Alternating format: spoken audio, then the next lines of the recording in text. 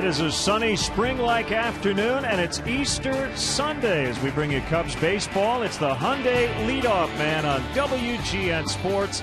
The Nationals and the Cubs as the Cubs try to avoid the sweep. Hi again, everyone, and happy Easter. Welcome to the leadoff man. I am Len Casper. The Cubs play Game 3 of the regular season today, still looking for their first win. They've blown a couple of late leads, including yesterday's Game 2. Matt Garza pitched well yesterday, really made only one mistake. Cubs leading 1-0 in the fourth inning. And it's Adam LaRoche banging one off the hey sign, the right field foul pole, making it 2-1 Nationals. Garza very upset with himself after allowing that home run. But the Cubs would come right back in the bottom of the fourth. Reed Johnson getting the start in right, and he comes up with a two-run triple. And just like that, the Cubs with a 3-2 advantage. They would tack on. The next batter up, Joe Mather in his first Cubs start, lining one into left center field. Johnson scores. It's 4-2. We get into the eighth now. Kerry Wood with a long battle against Danny Espinosa. Espinosa goes oppo. That makes it 4-3. So the Cubs still lead at that point, but the onslaught was on. Carlos Marmol coming in trying to bail out Kerry Wood, and he could not do it. Two-run double by Roger Bernardina. It's 7-4 Nationals after they got 5 big ones that inning. Henry Rodriguez comes on, gets the save. And again, Matt Garza with another quality start for the Cubs. Their starting pitching's been very good. They've had some bullpen issues, unfortunately. The leadoff man is brought to you by your Chicagoland and Northwest Indiana Hyundai dealers. Check out the award-winning Hyundai Sonata at myhyundaichicago.com.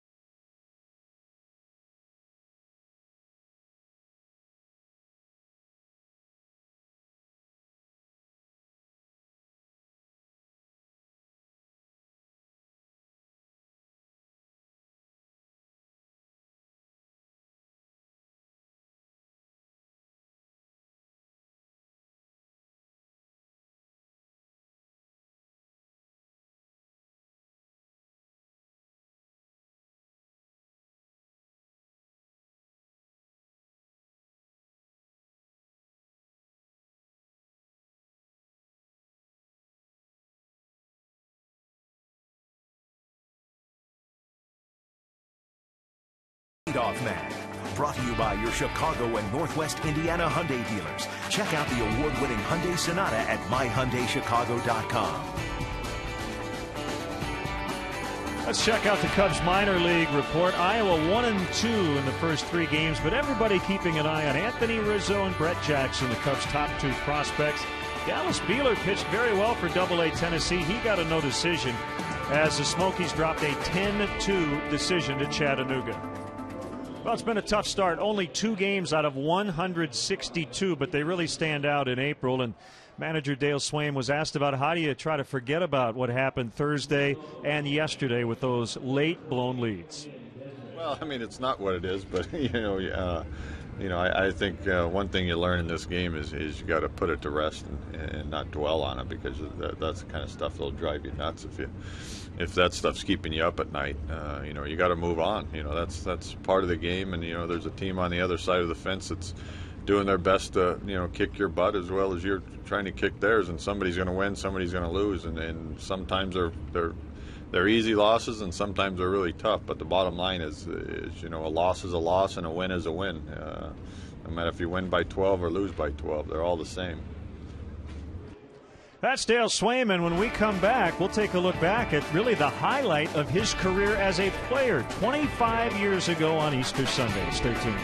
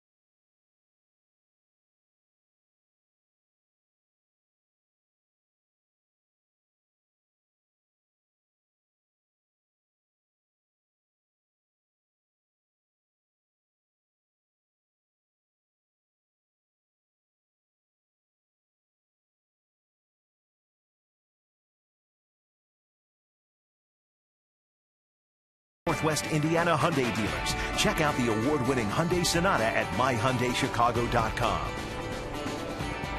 Well, let's jump in the Wayback Machine. 25 years ago, it was Easter Sunday at County Stadium. The Milwaukee Brewers off to an 11-0 start, trailing the Texas Rangers by 3 runs in the bottom of the ninth. Rob Deere with a 3-run homer to tie the game.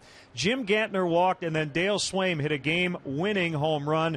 12 in a row to start the year, and Cubs manager was asked about it this morning. Well, I actually forgot all about it until I got a few texts from the clubbies out in Milwaukee reminding me, because they used to give me a bad time about it all the time. So obviously it's the 25th year anniversary of that day. So yeah, I've actually you know, been brought to my attention. Today is the day, so I kind of forgot about it until I got a few texts. That was a wild start to the year. They would win their 13th in a row at Comiskey Park before dropping Game 14. They started the year 20-3 before losing 12 in a row in May. We'll have the Cubs and the Nationals. Jeff Samardzija makes his season debut. Bob Brentley will join me when we come back, and we'll have the first pitch from Wrigley.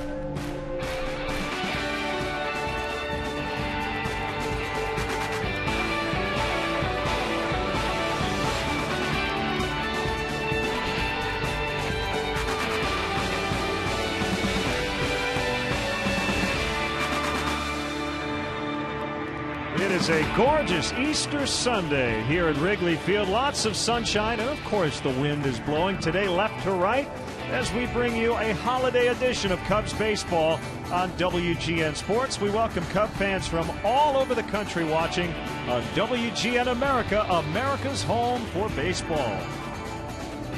Happy Easter, everyone. Bob Brenly and Len Casper with you as the Cubs try to avoid a season-opening series sweep against the Nationals. Bob, the starting pitching has been good.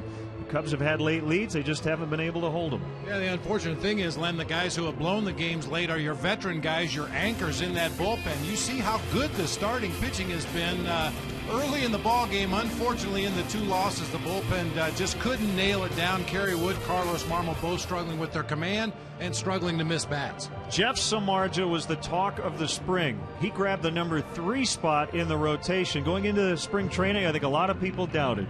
Well, I think a lot of people doubted. Jeff Samardzija may have even doubted himself a little bit, but as camp progressed, he started to throw more strikes with all 3 of his pitches. You could see his confidence out there on the mound. I'm looking for big things from Jeff this year. And the Nationals are looking for big things from Jordan Zimmermann, their former #1 prospect. A strike thrower, rarely gives up home runs. This is a good-looking young pitcher. The Nationals are pretty well stocked for the future. Just moments away from the first pitch, down to the field in our national anthem. Ladies and gentlemen, at this time, please rise, kindly remove your caps, and join John Vincent as he honors America with God Bless America, followed by our national anthem.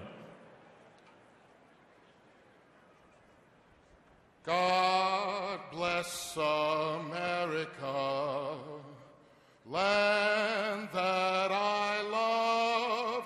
Stand beside her and guide her through the night with the light from above. From the mountains, through the prairies, through the ocean, white with foam. God bless America, my home, sweet home. God bless America, my home, sweet home.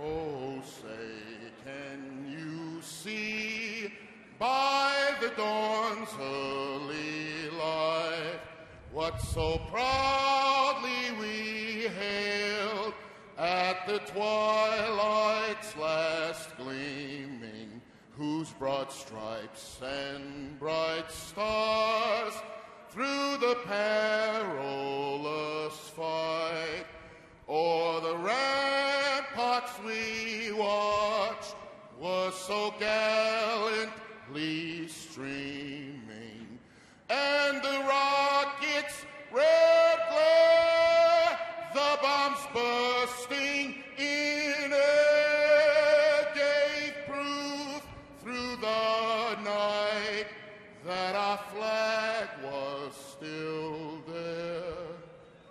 Oh, say does that star-spangled banner yet wave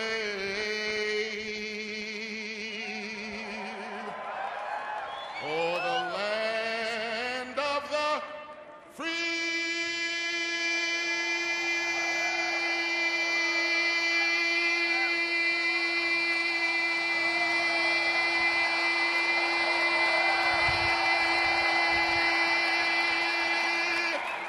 And the home of the brave.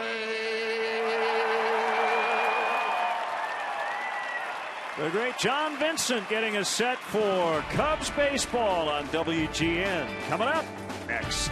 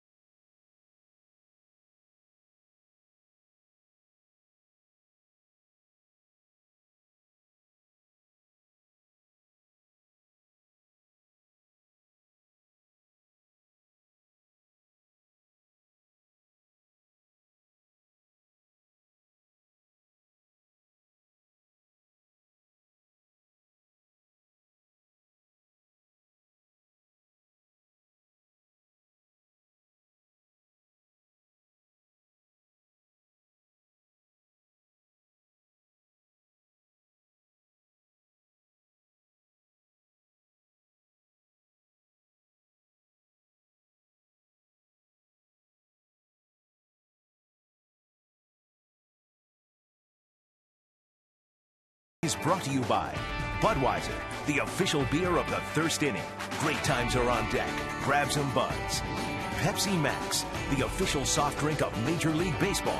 0 calories, maximum Pepsi taste. The Illinois Lottery. Do you believe in the power of possibility? The Illinois Lottery. Anything's possible. And by Ford, manufacturers of more fuel-efficient vehicles than any other brand. Check them out at your local Ford store or online at fordstores.com. Chicago Cubs baseball in high definition is brought to you by Xfinity, only from Comcast. Now the Nationals starting lineup, they have waited until late to get their offense going in the first 2 games. Desmond, Espinosa, Zimmerman at the top. LaRoche tied his career high with 4 hits yesterday. Worth in right. Former Cub Xavier Nady gets his first start of the season.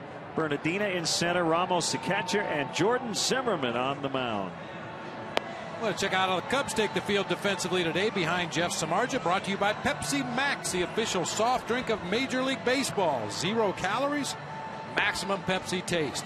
Soriano, Bird, and DeJesus left to right across the outfield this afternoon. It'll be Ian Stewart and Starlin Castro on the left side of the infield.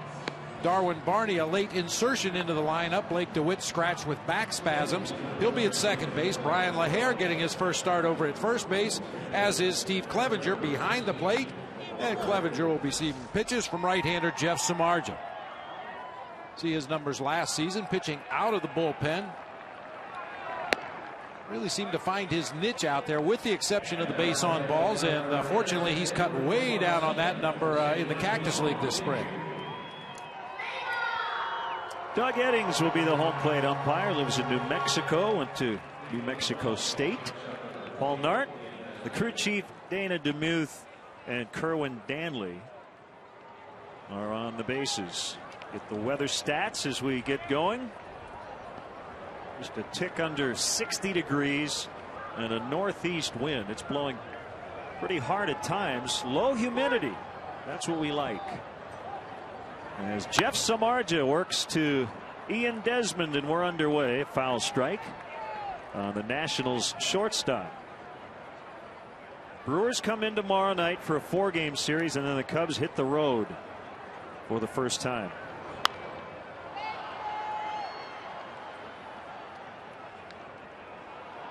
Desmond was the big Nationals hero on opening day. The game-tying run, game-winning RBI. Yesterday 0 for 4 with a walk and a run. And we showed you the stats for Jeff Samardzija last season, pitching out of the Cubs bullpen. And I mentioned this spring in the Cactus League, a much better command. Only walked 1 batter in his 20 innings of work. And apparently the Nationals advanced scout noticed that Samardzija was throwing more strikes, because Desmond extremely aggressive here in the first AB. And he tucks one inside the third base bag, rolls it into the corner, and has a leadoff double. We've said this before in spring training mostly, but it bears repeating. The Cubs will occasionally give up hits like that for this reason. They like to play their third and first baseman off the lines. They like to take away the holes as opposed to the lines. And that was a good pitch, a 95-mile-per-hour sinker down around the knees on the inside corner. You just tip your cap to Ian Desmond for a nice piece of hitting, showing a real quick bat to keep that one fair down the third baseline.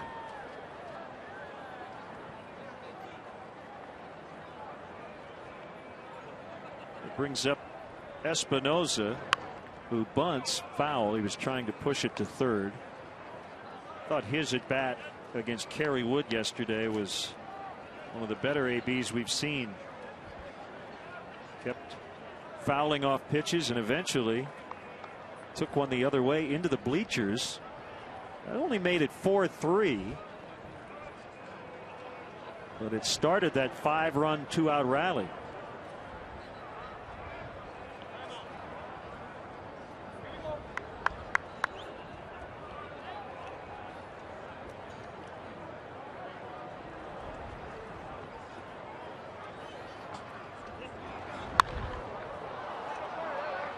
Pop fly, and it'll be Marlon Byrd losing his hat, but he makes the catch.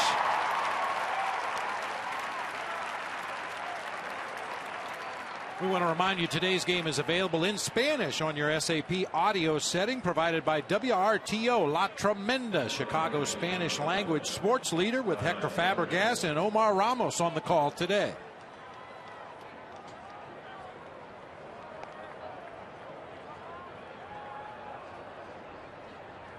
Here's Ryan Zimmerman, still looking for his first RBI this year. There's a 6'5", 225-pound Jeffrey Allen Samardzija, making just his 6th major league start. You know, I knew his middle name was Allen before you even mentioned it right there, Len. I was standing around the batting cage while the pitchers were hitting today, and Samardzija was upset with a couple of the swings that he took. Come on, Jeffrey Allen. Probably what his mom used to tell him when it was time to come in. Another fly ball. This time it's De Jesus in right, and Desmond will tag and stop. Oh, good throw by De Jesus.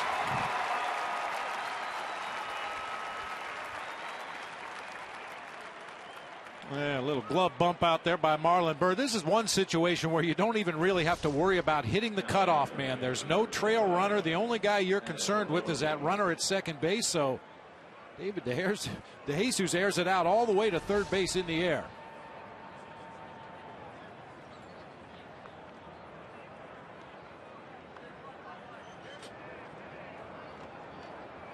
He's always been known as a very good outfielder. Now Adam LaRoche, he's had an interesting series to say the least. 0 for 3, 3 strikeouts and a walk on Thursday, after which his 9-year-old son saw him and said, "Dad, what were you doing today?" And then yesterday he had 4 hits, including the 2-run homer we showed you on the leadoff man.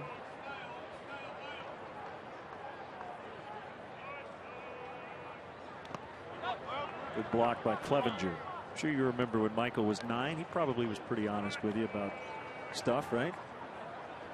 No filter at that age. Yeah, unfortunately, he was very honest. Yeah. Thank goodness my playing career was over by then. He would have had plenty to criticize. Nothing to criticize about Matt Garza yesterday, however. He was really good.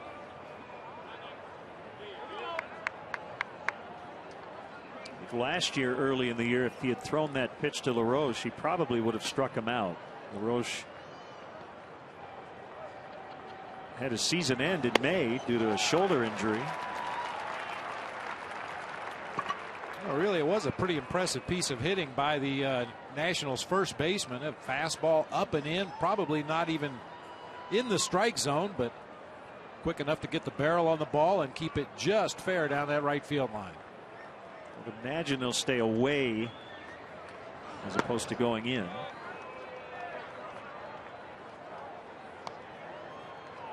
With Jeff Samardzija, it's always interesting to watch his third best pitch, that hard slider. At times last year, a very good weapon for him. At other times, very inconsistent with his release point. His bread and butter pitches, of course, that sinking, tailing fastball in the mid to upper 90s and the hard splitter. Swing and a miss. Pitch was up, but LaRoche couldn't get it. They strand the leadoff man. Cubs coming up.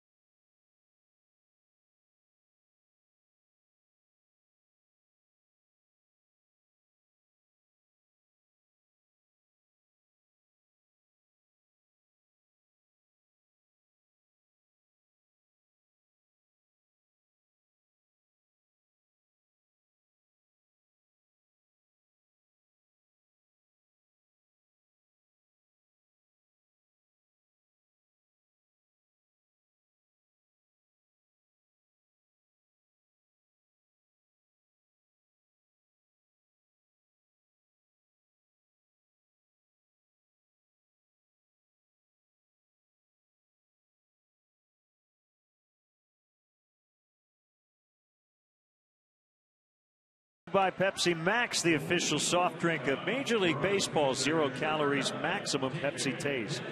Bob mentioned Darwin Barney inserted into the lineup late. Blake DeWitt dealing with back spasms. You have Starlin Castro working on a hitting streak and an on-base streak that started last year. Soriano, Stewart, Brian LaHare with his first start of the year. And Bird, Clevenger, and Samardzija will round it out.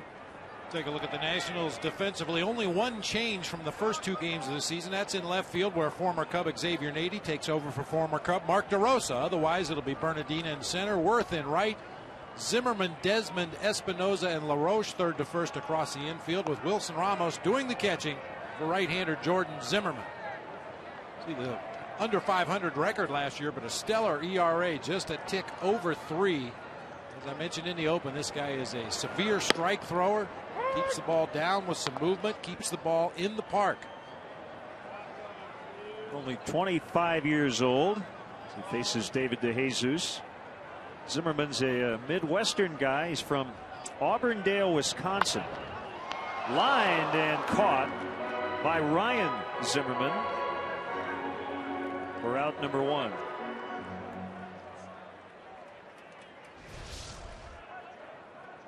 Zimmerman drawn in a little bit at third base, protecting against a possible bunt by David DeJesus. Unfortunately, hits that line drive right at the Nationals' third baseman.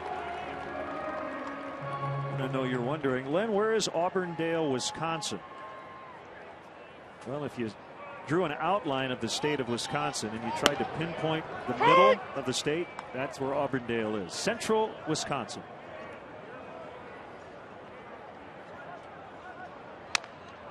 Barney hits a ground ball. It's charged by Desmond.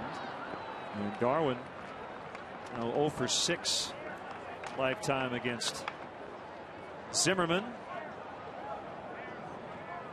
who was on an innings pitched limit last year because he was coming off Tommy John surgery. He got just over 160 innings under no such limit this year. It would have been interesting to see what kind of numbers Jordan Zimmerman would have been able to amass had he pitched a full season, because he was really good in his 160 innings of work last year, among the National League leaders in fewest walks per 9, 10th in the league in ERA. However, the second worst run support in the National League. Only Tim Lincecum got fewer runs from his offense when he was on the mound than Jordan Zimmerman.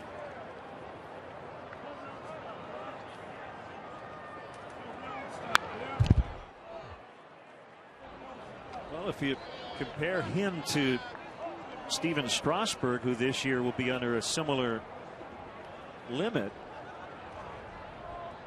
Strasburg's season, Bob, will probably end about a month early.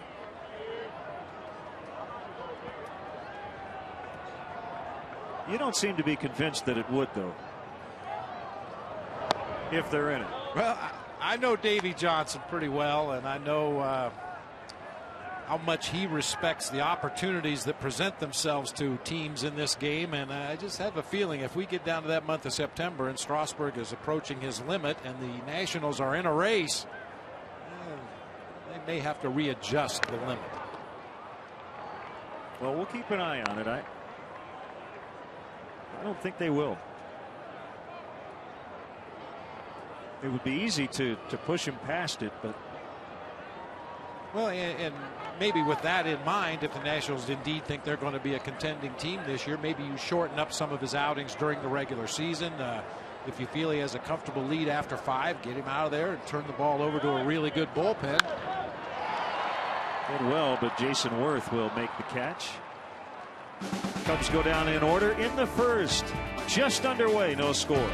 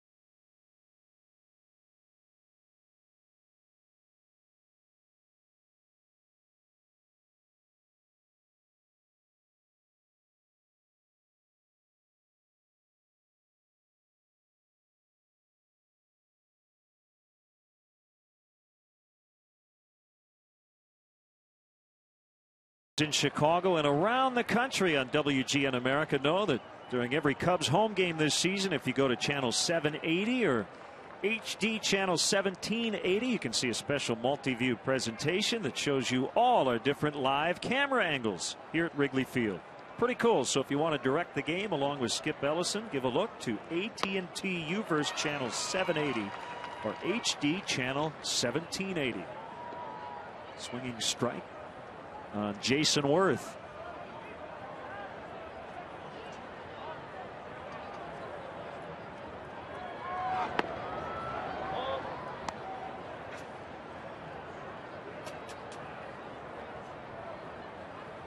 So the Cubs will welcome in the Milwaukee Brewers tomorrow. Nationals will travel to New York for a series against the Mets. Good slider. 1-2.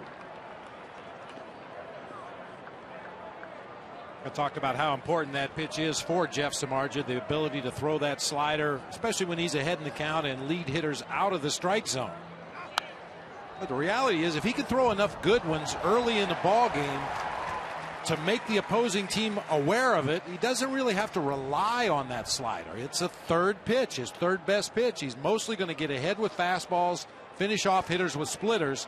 But if he can just show enough good ones early in the game to force the other team to respect it, that becomes a very valuable pitch for him.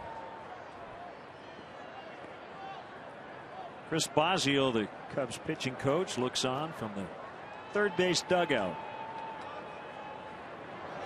Swing and a miss. He got him.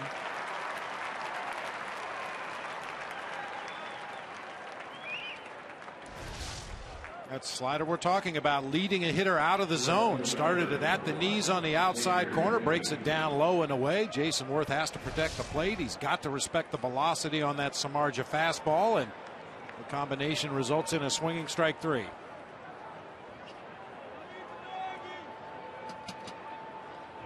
Xavier Nady.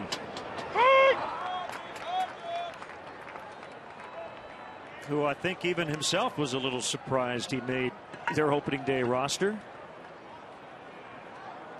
He signed a minor league deal on March 18th, and he didn't even go to big league camp at first. Spent time with a jersey that didn't have a name on the back, and then right at the end got a few games with the big league club, and because of some injuries he made the team.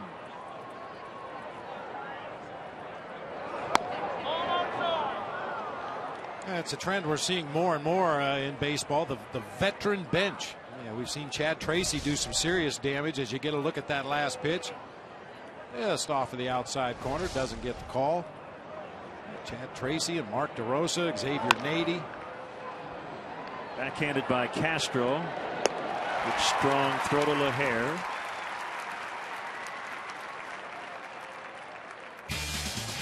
As always, we want you to keep in touch.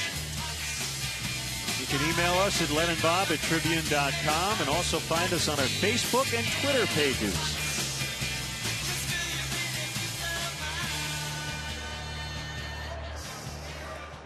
Well, leadoff double in the first by Desmond, but Samardzija settling in and has sent down 5 in a row is Roger Bernardina. 1 strike.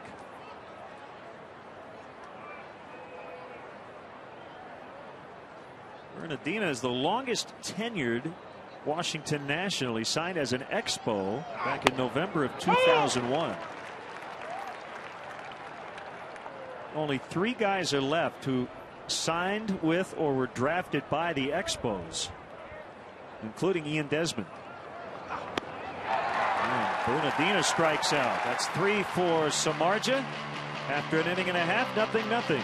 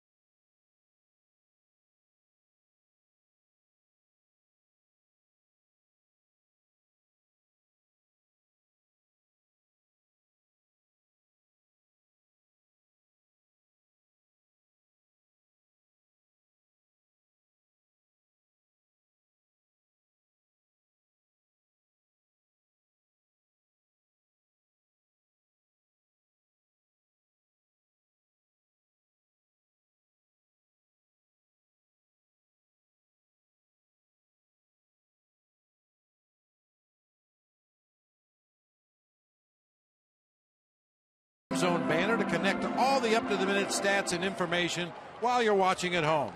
Game Zone is sponsored by The Great Escape, pools, patio sets, play sets, hot tubs, and more. There is a connection between Jordan Zimmermann and Alfonso Soriano. And the connection there is Soriano sends a fly ball out to Bernardina in center. The Nationals used a second-round compensation pick that they received after Soriano signed with the Cubs as a free agent prior to 2007.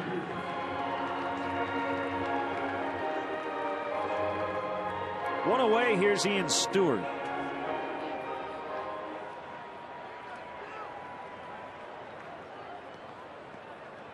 Who had played here a little bit as a Colorado Rocky, but he got a big taste of what Wrigley Field can giveth and what it can taketh away with his triple on opening day.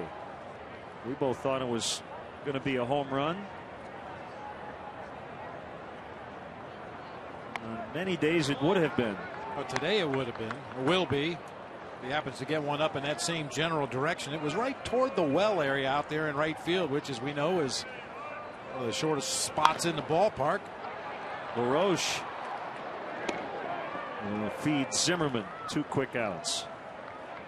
Well, you see some aggressive early count swinging, and we go back to your first note on the scouting report that this guy is in the strike zone a lot. You know, try to jump ahead in the count and then continue to get ahead in the count. He just doesn't believe in wasting pitches. He lets his defense work behind him. As a general rule, keeps the ball down in the zone with a little bit of movement.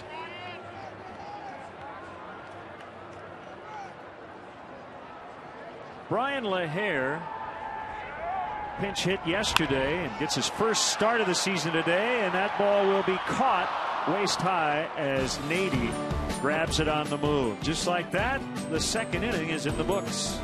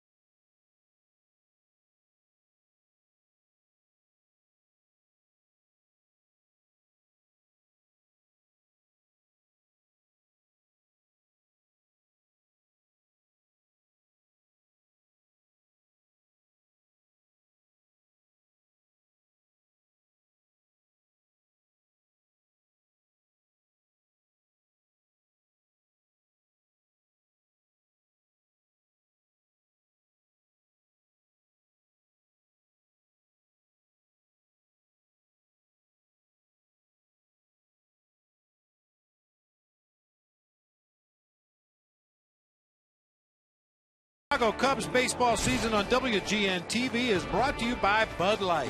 It's the sure sign of a good time. Here we go.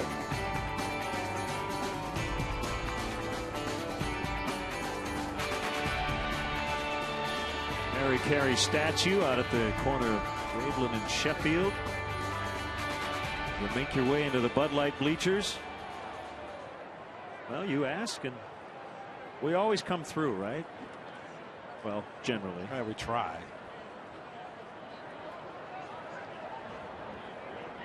Wilson Ramos, Jordan Zimmermann, and Ian Desmond against Jeff Samardzija. Fastball for a strike. Number 8, by the way, just 5 pitches in that last half inning. Yeah, that's not good.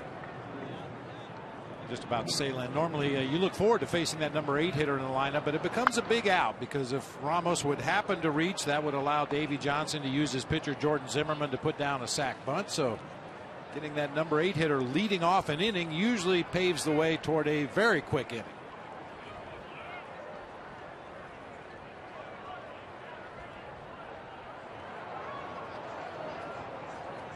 Ramos has caught all 3 games.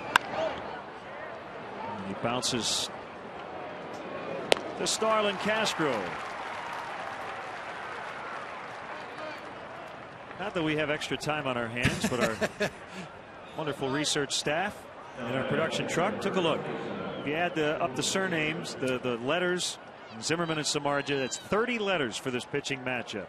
Talked to stats and found out that since 1921, the most combined letters in the surnames of the starting pitchers, 37. 1996, May 29th, as the Giants' William Van Landingham opposed the Mets' Jason Isringhausen. Van Landingham figures into a lot of these, as does Isringhausen and Fernando Valenzuela, John Van Benschoten. So in case you were wondering,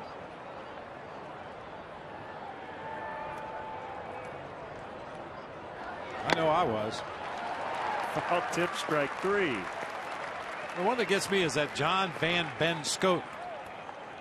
Van Benschoten is his last name, but if you don't pronounce it the way it's supposed to be pronounced, it sounds like he has 3 first names and his last name is Schoten. John Van Benschoten. Yeah.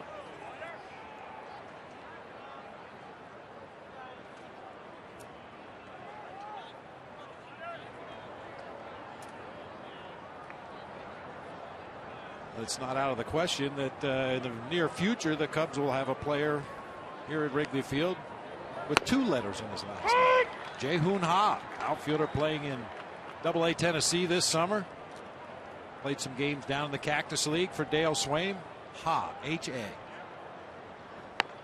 I believe they had a guy in their system with the last name Na, who was sent to San Diego.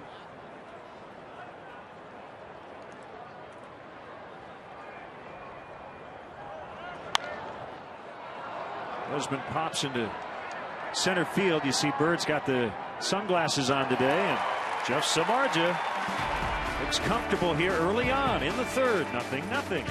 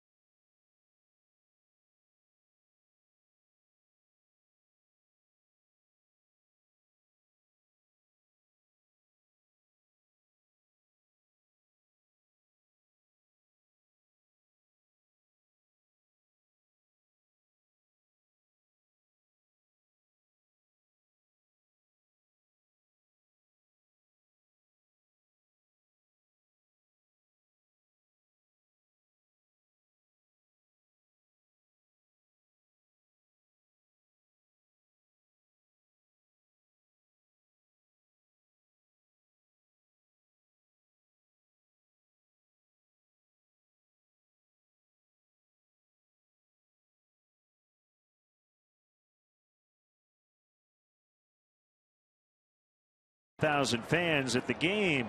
will receive Cubs ear warmers, compliments of Comcast. For more info or to purchase tickets, visit Cubs.com. Happy Easter, everybody. Marlon Byrd.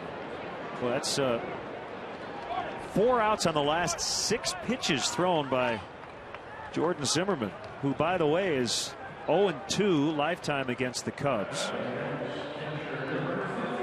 in 3 previous starts.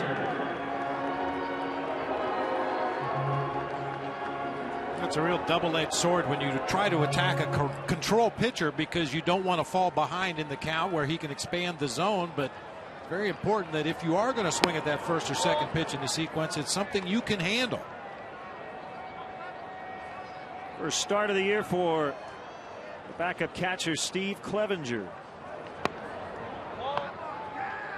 Appeared in just 2 games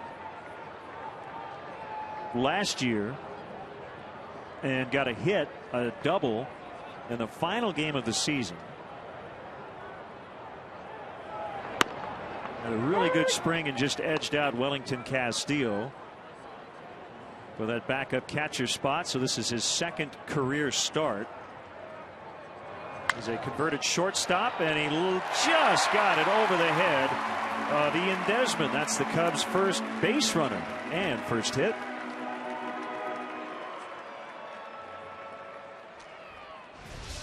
Good start to the season for Steve Clevenger. Takes a high fastball and with an inside-out swing gets himself a base hit just over the shortstop's head into left field. That's one thing about Steve Clevenger. He's hit everywhere he's been in the Cubs system. A career .308 minor league hitter coming into this spring. Hit .317 in 2010 in Double-A ball. Hit .295 starting the season in Double-A last year. .407 in Triple-A, and then a brief taste at the major league level at the very end of the season. But a left-handed bat that can make consistent contact and catch and throw, you're going to get your chance. If you were wondering if Jeff Samardzija is going to bunt, well, he didn't try on the first one. Trying to make some contact. That time he gets it down, and it'll be a successful sac bunt.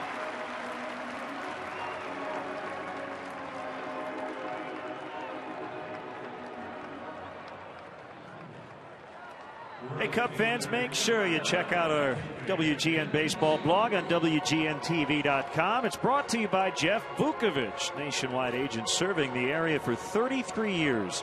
For your auto, home, and business insurance needs, contact Jeff at jeffvuk.com. I have a post on what we've seen so far, and as we look ahead, also we got video of Bill Murray singing the stretch.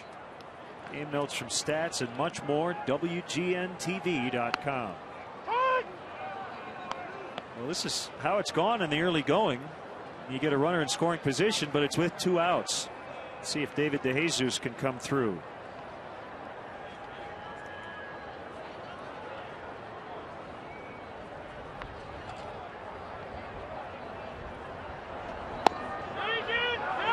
Yes, he did, according to Doug Eddings.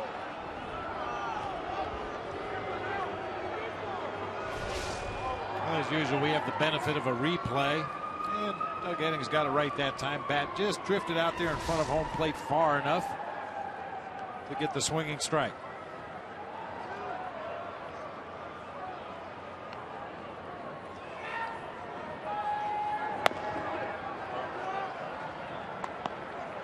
Keeping an eye on everything else around baseball, including Carlos Zambrano's Miami Marlins debut. How about this today? First time Zambrano's ever pitched in a big league game, not in a Cubs uniform, and he was down early 3-0. But the Marlins have rallied and now lead 5-4 at Cincinnati in the 7th. Line shot right at the second baseman Espinosa. So the Cubs are hitting the ball hard, but with little to show for it.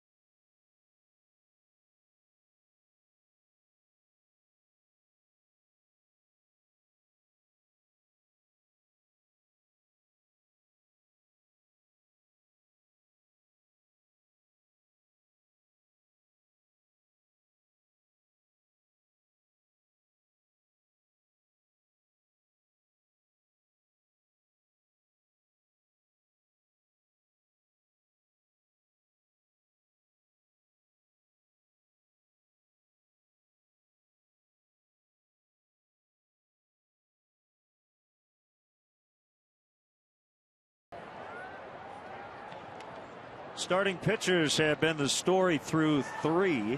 Each team with just 1 hit.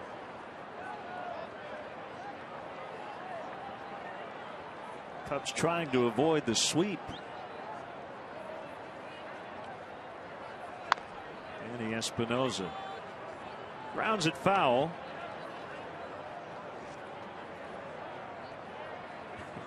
I was just looking at Washington Post, and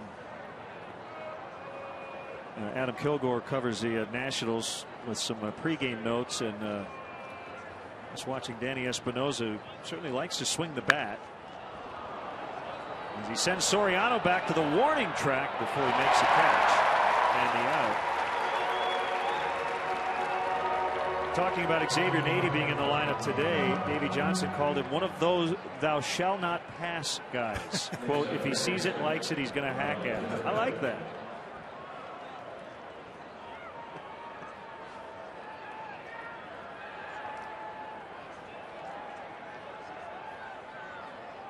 I'll tell you, both teams offensively are approaching this game like it's the final game of spring training. You know, you got the buses warmed up, everything's packed and ready to go back to your home city, and umpires are calling a lot of strikes. Batters are swinging at everything close to the strike zone.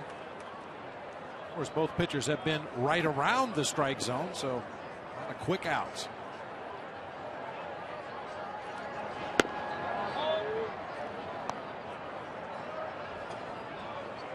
Jonathan Neese, left-hander for the Mets, is not allowed a hit today through 6 as the Mets lead the Braves 7-0. Bottom of the 6th. Braves in danger of starting the year 0-3 after that late season collapse that cost them the wild card last year.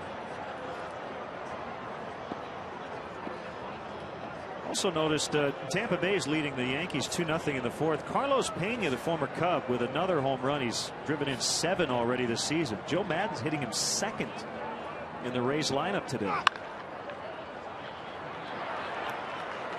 As Ian Stewart takes care of Ryan Zimmerman. Well, I guess in the case of Pena, anything's possible in the Rays lineup. Good segue. Let's take a look at today's Illinois Lottery anything's possible player. That's former Cub Jamie Moyer, who last night in Houston for the Rockies became the 2nd oldest pitcher to start a game. Over 49 years old. Satchel Paige the oldest. Jamie's coming back from Tommy John surgery. It didn't go well as he took this 7-3 loss. But he's back. Anything's possible player brought to you by the Illinois Lottery, who each day make anything possible. Well, he's going to need to pitch 10 more years to patch Satchel Paige as the oldest man to ever start a major league game. And I don't put it past Jamie Moyer.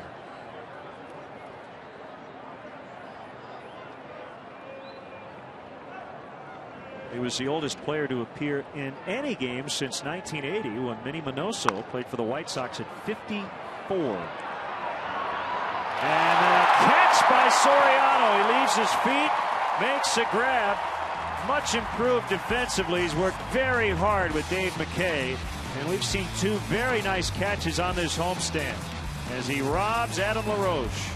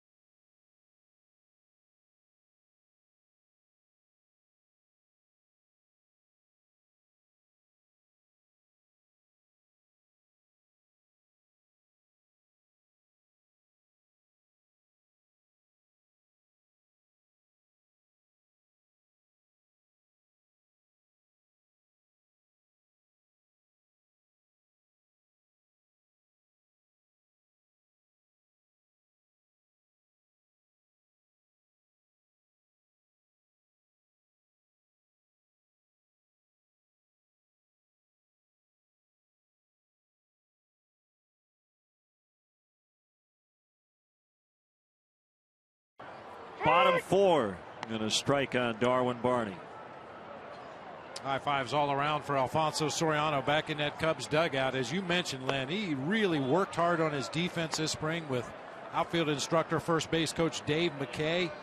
He ironed out some of the things that he was doing incorrectly in the past, and based on what we've seen so far this spring and the early going this season, it has really helped. Running more on the balls of his feet to keep the ball from bouncing in his line of vision. Stretches out, makes the catch, slides on the turf. Knocked down by Zimmerman. He's able to recover and get the out. Looks like he is okay. I think Steve McCaddy, the pitching coach, and Davey Johnson are going to come out just to make sure. Hey, fans, looking for the perfect place to entertain your best customers and guests this summer? Why not bring them to the ballpark? The Nuveen Investment Suites can accommodate anywhere from 15 to 55 guests and include food, beverage, and parking. To book your premier experience at the ballpark, visit Cubs.com/suites or call 773-404-4200.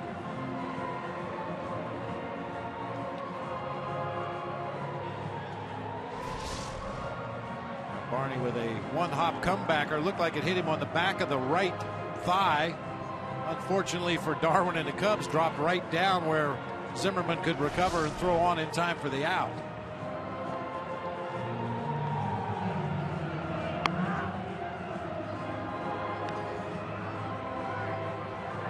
While we have a moment, let's step aside and see what's coming up on WGN.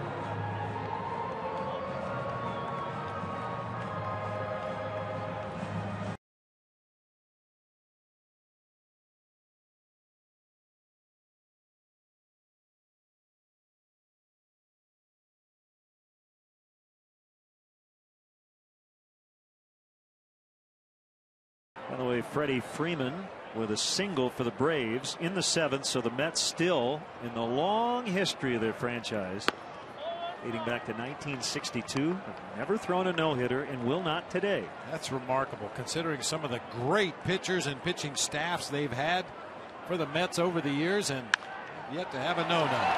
Base hit center field. Starlin Castro's streaks are still alive.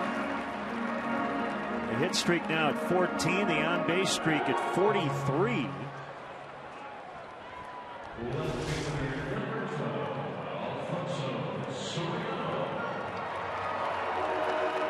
Starlin Castro makes consistent contact more often than not with the barrel of the bat and consistently finds the hole in the defense. We saw a number of his hits last year just like that. Hard ground balls back up the middle of the field. Get it past the pitcher, split the infielders on into center field. Just two other Cubs over the last 94 years have reached base in at least 43 consecutive regular season games. Riggs Stevenson did it 44 straight in 1928. Jerome Walton had a 43 game on base streak in 1989.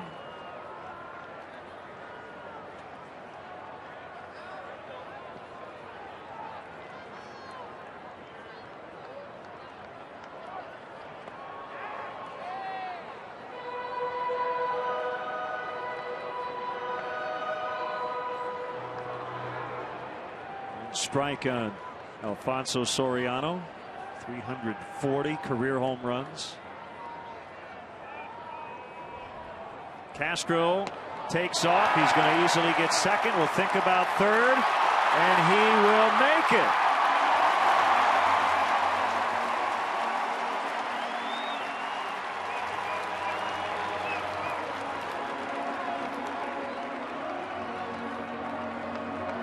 We've seen Ramos mishandle a few balls in this series when Cubs runners have been on the move.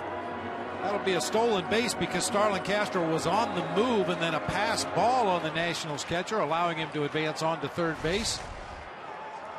Ramos gets the yips back there a little bit, trying to rush a little bit too quickly, get the ball out of his glove, into his throwing hand, and he's just flat missed some pitches. And it'll be caught out there and left by Nady, and a sac fly for Soriano as Castro scores. The Cubs base running. Pretty responsible for the first run of the game.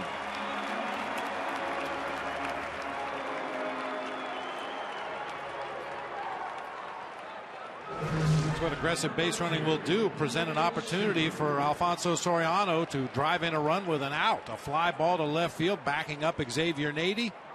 And Castro can walk home with the first run of the game.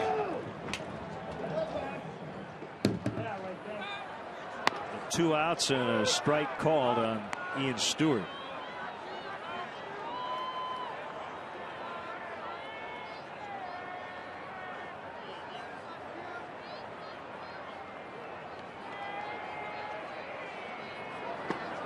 Oh, wait, that's not it for the no-hit bids.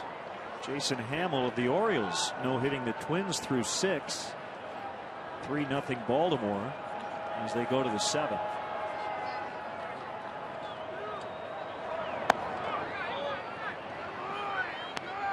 Run scoring down all over baseball.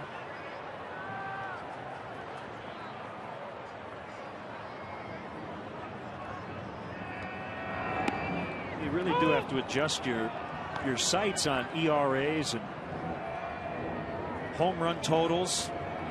As we go first to third, the Toronto Blue Jays are 2-0, but it's taken them 28 innings to do that in 2 games. Dodgers off to a 3-0 start. And Prince Fielder with 2 homers for the Tigers. Cubs on the board, 1-0.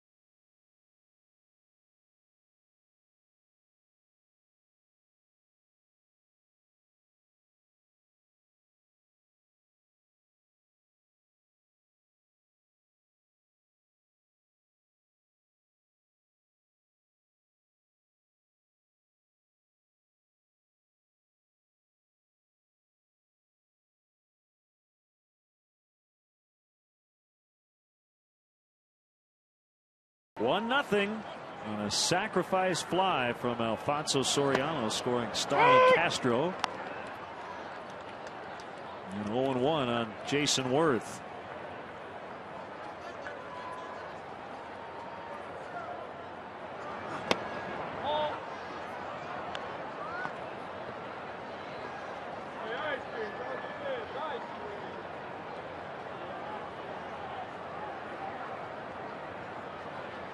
So Marge is 1-1 on the hands of Worth, and no problem. Starlin Castro can go get him.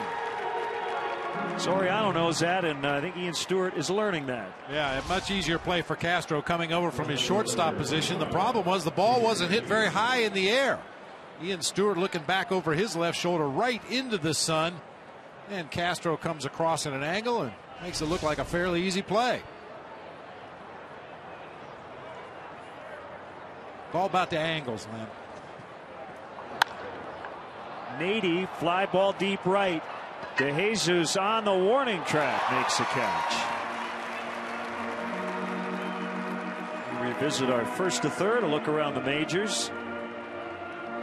Blue Jays are trailing late today, 4-2. And the Dodgers off to a great start. How about Cabrera and Fielder? I think that'll happen a few times. By the way, they're in the 6th today. Red Sox and Tigers tied at 7. Austin Jackson's 3 for 3 for Detroit. And so is David Ortiz for the Red Sox. Both those teams will come to Wrigley Field during interleague play in June. You're here just a little bit too early to see the Tigers, but I appreciate the fact you came out on a beautiful day, beautiful Easter Sunday to watch the Cubs. Amateur advanced scout.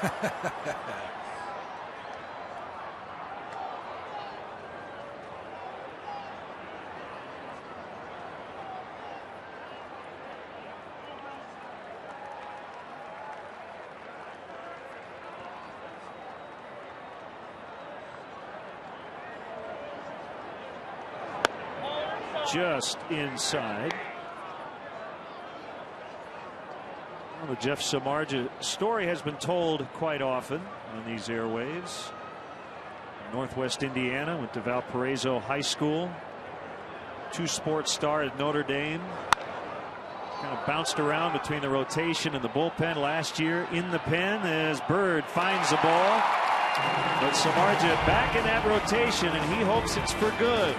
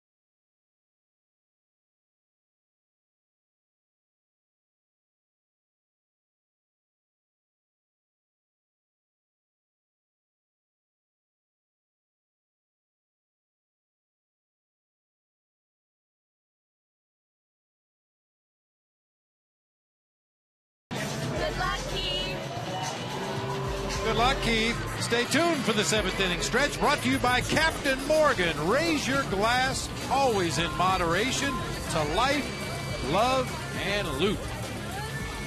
Keith who? Oh! Song! Keith Moreland will conduct the stretch. Jeff Samardzija has retired 15 consecutive Nationals after Ian Desmond led off the game with a double. Brian LaHare turns on one. And Worth can't get it. And LaHare will have a leadoff double.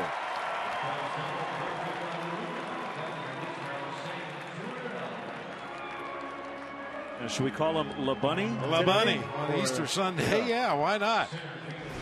Well, he's seen 2 pitches in the ball game. He lined one to left field for an out in his first at bat of the game. This time hooks a pitch down into that right field corner. Jason Worth has some issues with it, but LaHare pulls in at second base with a leadoff double.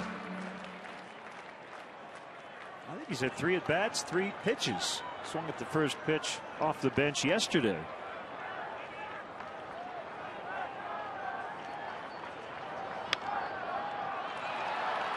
We'll get the runner to third as Bird grounds out.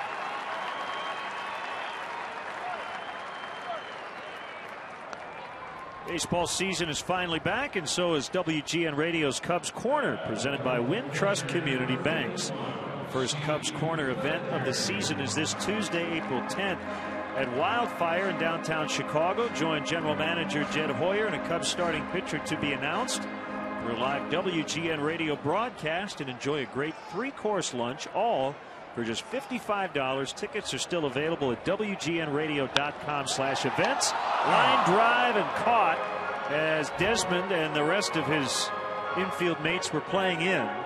So Steve Clevenger hit the ball hard, but right at Desmond.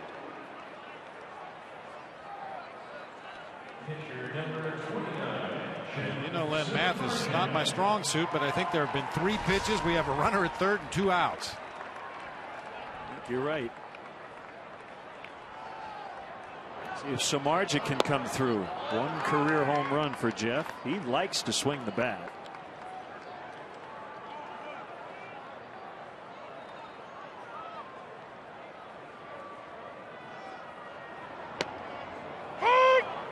One and one. 2 for 14 in his career.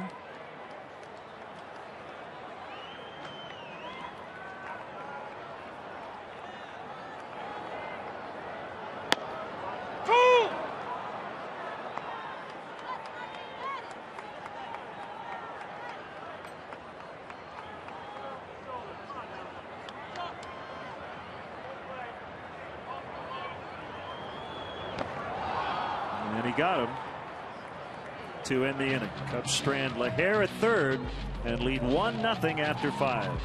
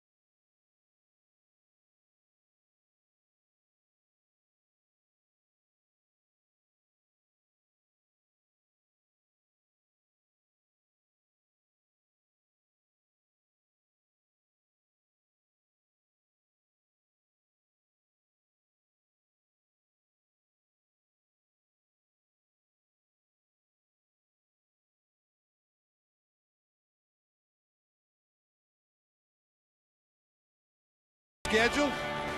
Tomorrow night, the Cubs will battle the Brewers. We'll have it right here for you on the U. Tuesday night, a 7 o'clock game against the Brew Crew, and then back at you on WGN Wednesday at 1 o'clock. Ford, manufacturers of more fuel-efficient vehicles than any other brand. Check them out at your local Ford store or online at localfordstores.com.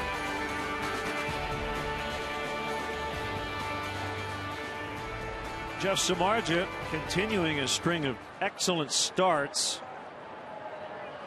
by the rotation.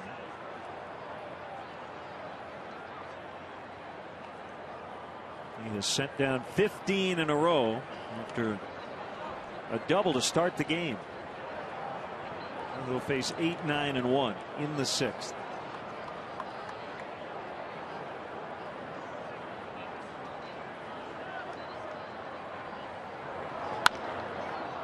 And a base hit. Wilson Ramos is on with the pitcher coming up.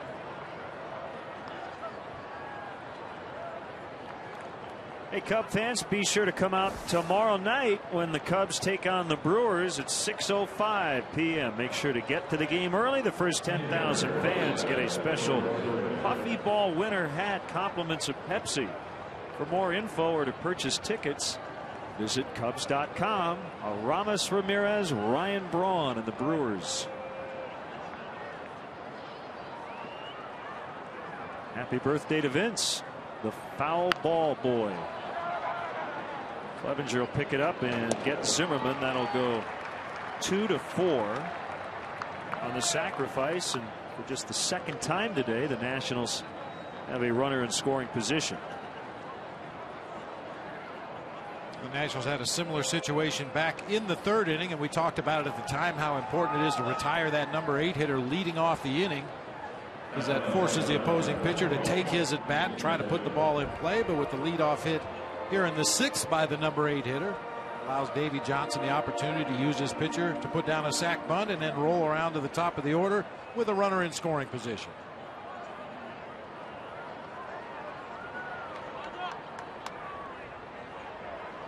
Stewart, even with a bag at third, they're back everywhere else on the infield now. In fact, Ian steps back. There's a base hit rolled into right.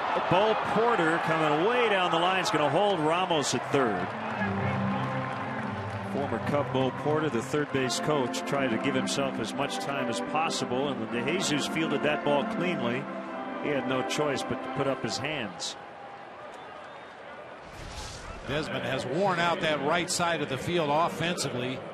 Opening day had 3 base hits, all 3 of them coming to the right side of the field, and then here with the runner at second base, he finds the hole between first and second to put National runners at the corners. No-hitter in Baltimore. 8th inning, Justin Morneau with a double for the Twins against Jason Hamill, who still leads 3-0.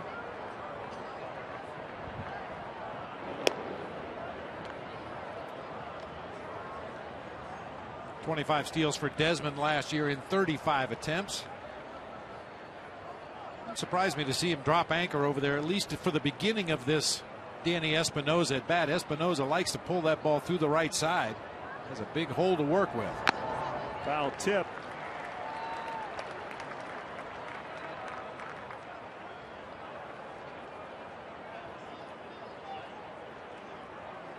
Not as big a hole as you might normally see with Brian LaHair holding the runner, but you see Darwin Barney not only shading over toward that hole a little bit, but playing very deep.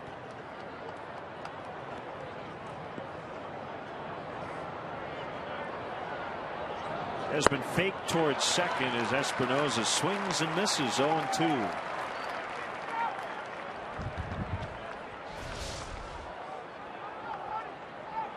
A good splitter that time at 86 miles per hour from Jeff Samardzija. Starts it right at the bottom of the strike zone, ends up in the dirt for a swinging strike 2.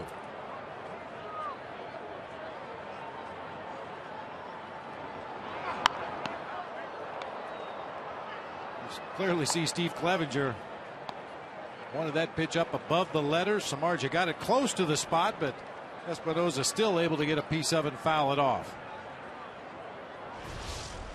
After giving a sign, there's no question where Clevenger wants this pitch. Straight back over the plate and a little bit lower than you would like, but fortunately Espinosa only fouled it off.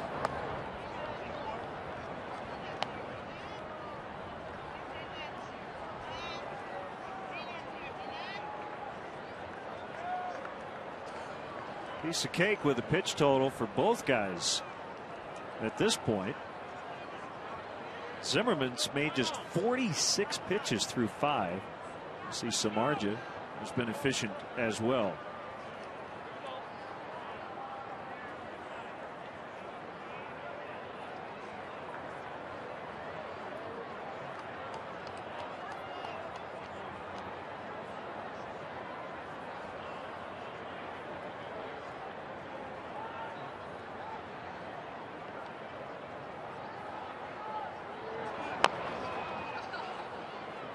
Dribble foul. I suppose what happened in the past as a starter doesn't really apply, but Jeff Samardzija with 5 career previous starts, the last of which was in late 2010. He's only completed 6 innings 1 time in his major league career. It was a win at Florida on September 19th of 2010.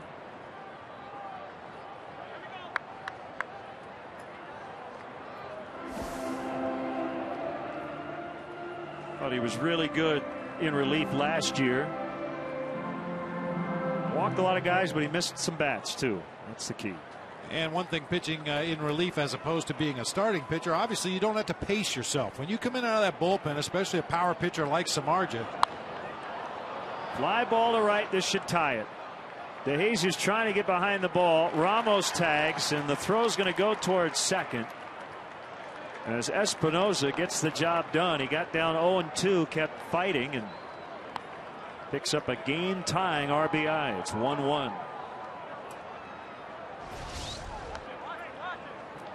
Espinosa, a guy that strikes out an awful lot over the course of a season, but he's been making a lot of contact in this series, including the opposite field home run against Kerry Wood yesterday, and then a deep sac fly here to tie it up. Let's finish that thought about Samardzija. As a relief pitcher, you come in out of that bullpen blazing. There's no reason to save it, no reason to pace yourself, but as a starting pitcher, obviously you'd like to pitch deep into the ball game, the 6th, 7th, 8th, maybe even a complete game. It'll be interesting to see if his velocity tails off at all as we get into the deeper innings of this game.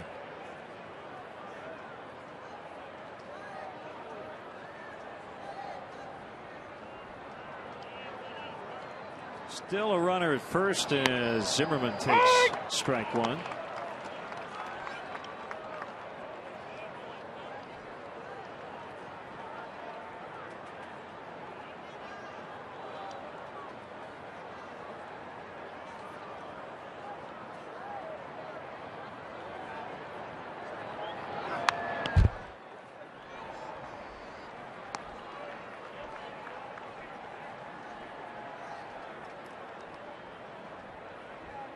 Zimmerman now 0 for 6 lifetime versus Samardzija. All those previous at bats were against Samardzija, the reliever.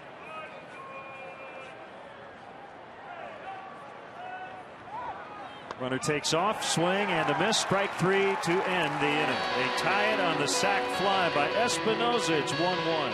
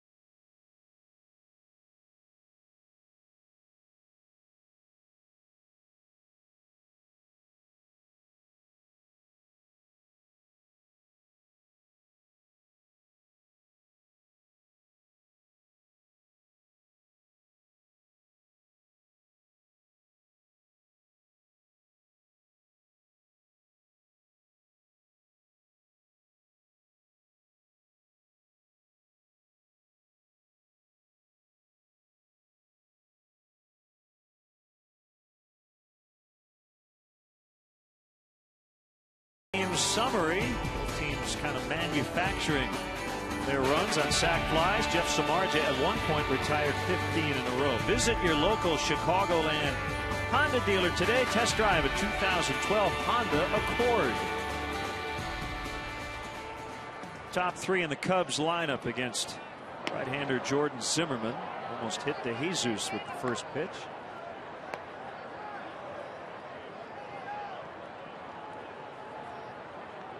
David signed a 2-year contract in November with a club option for a third. Former Royal and A can hit anywhere, including leadoff, which is where he is to start the season. Nady will make the grab out in left center.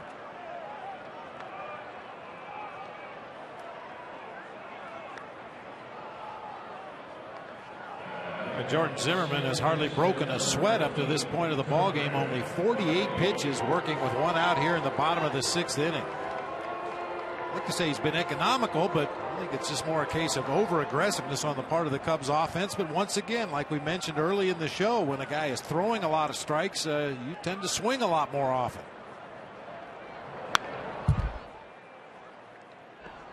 Lance Lynn pitching well for St. Louis today. He's got a 3-0 lead in the 5th at Milwaukee. Corey Hart with 2 homers yesterday as the Brewers got their first win of the year.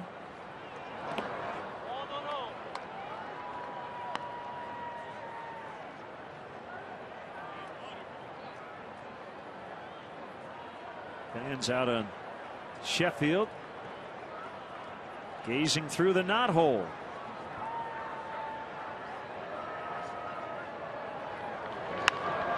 And Barney down into the left field corner. Fair ball. It's a long run for Nady, who was playing well off the line. And it's a double.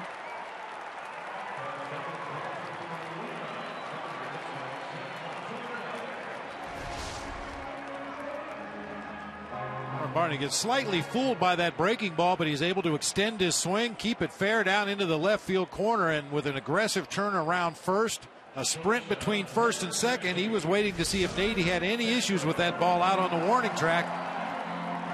So something that all the Cubs base runners are taught to do. Think 90 feet ahead. If you've got a sure double, think, how can I get to third base? Go hard the whole way.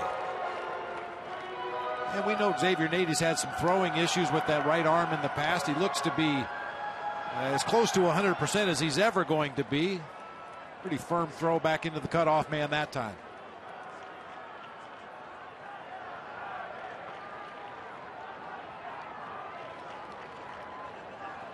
Step off by Zimmerman.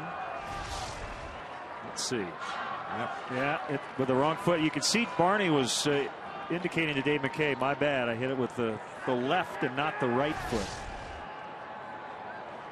That has been ingrained since the first workout of spring training, is to hit the inside corner of the bag with your right or the outside foot. And to that end, to visually reinforce that idea, they painted the inside corner of the bases blue for the early part of the spring training workouts, just so guys would get in the habit of hitting that corner.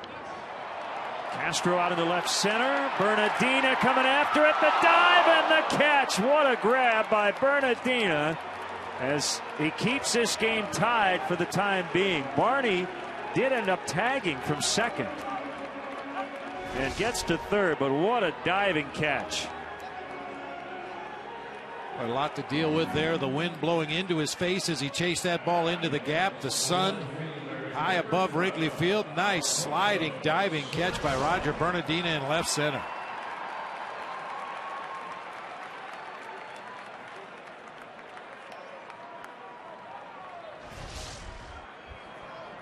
Well, Barney initially went about a third of the way down, and then when he thought Bernardina was going to catch the ball, he quickly went back and tagged up and is able to move up to third base.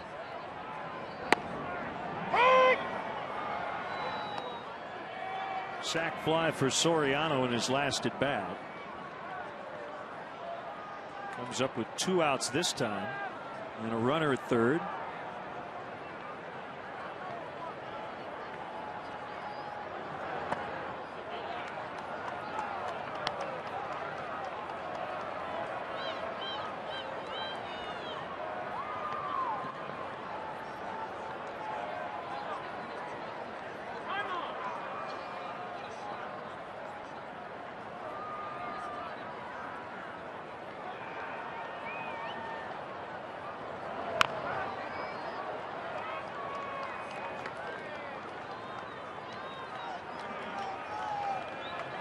look at what the Cubs batters have done. Not a whole lot of action offensively for either team.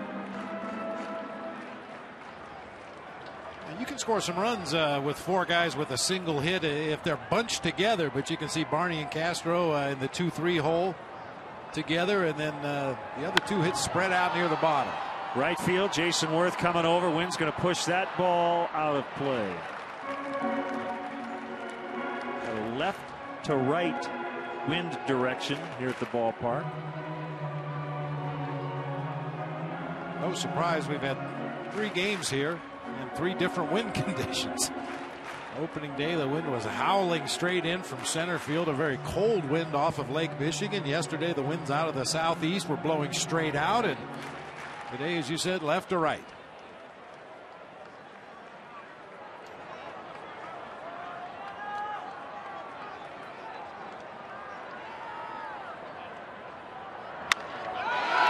Base hit left field. Soriano with his second go-ahead RBI today. 2-1 on a 1-2 pitch.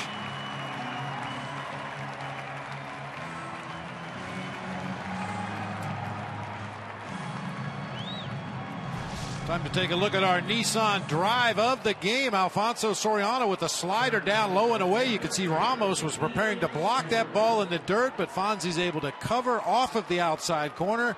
Finds that hole on the left side to drive home the go-ahead run.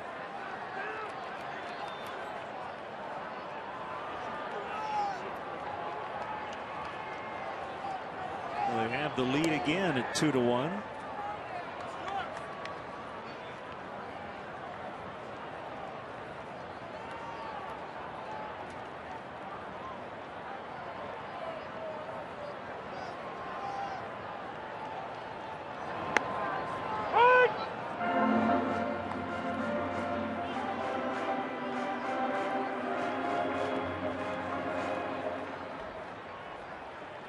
Won't see Kerry Wood today. He's getting the day off.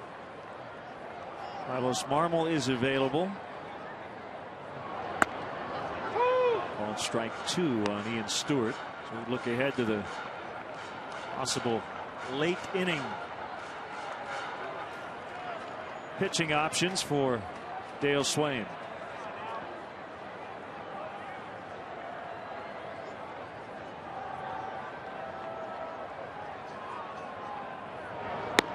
Stewart strikes out, but the Cubs get a run to get the lead. Again, 2-1.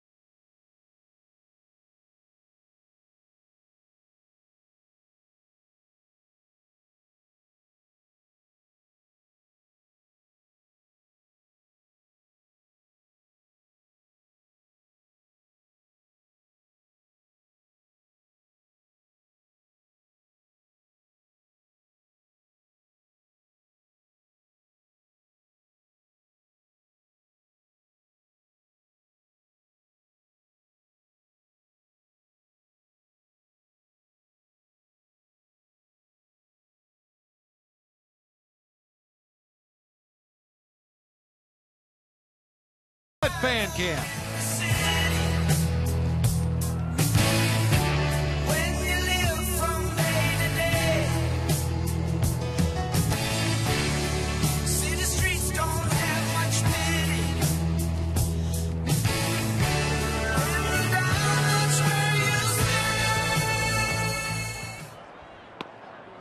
It's Joe Walsh with In the City. That's our Bud Fan Cam. Budweiser, the official beer of the first inning. Great times are on deck.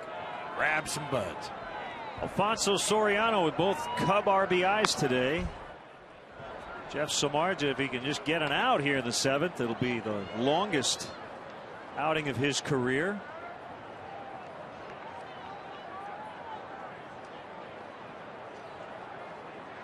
Tough part of this order: LaRoche, Worth, Nady.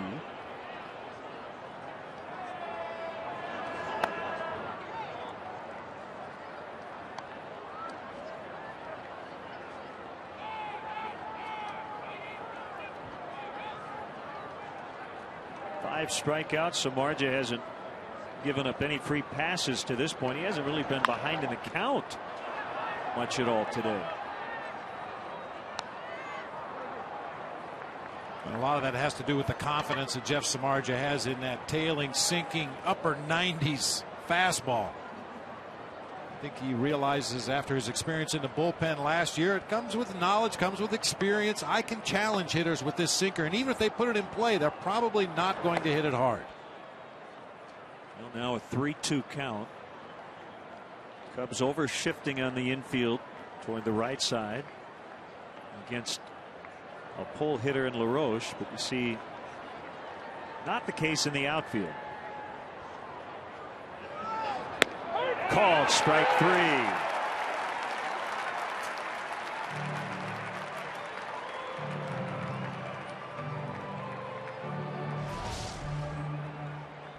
You know, Len, I think that's one of the things that is tough sometimes for a young pitcher at the major league level, to have that confidence in yourself, to believe that your stuff is good enough to get out hitters that you were watching on TV maybe a year or two before. And I think Jeff Samardzija is at that point after the experience he had last year, the good spring training under his belt, pitching with a lot of confidence.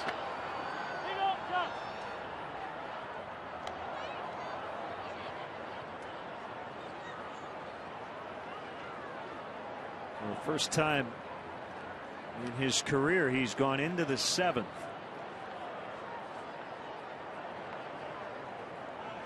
And it looks like he's got a lot left in the tank at this point.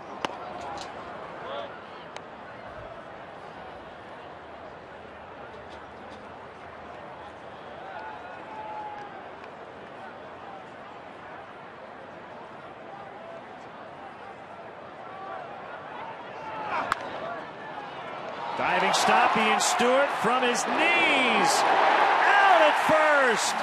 What a play on both ends. Good dig by LaHare at the other end.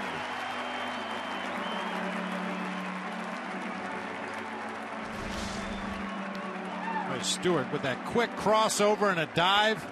Knows that Jason Worth runs well, doesn't really have enough time to get to his feet and set and throw, so he fires from a knee just in time.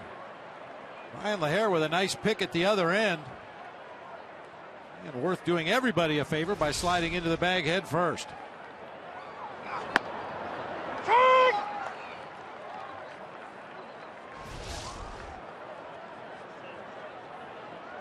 Man, I still hate to see that, even if it's the other team. 0-2 on Nady, facing his former teammate. Keith Moreland coming up with our 7th inning stretch.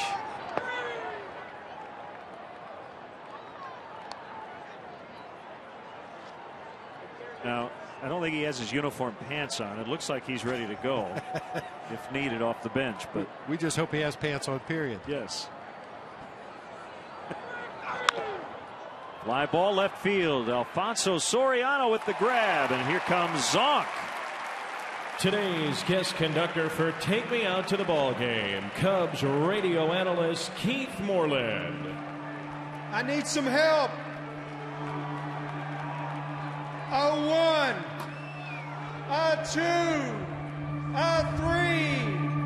Take me out to the ball game. Take me out with the crowd. I don't peanuts and Cracker Jacks. I don't care if I ever get back, for it's root for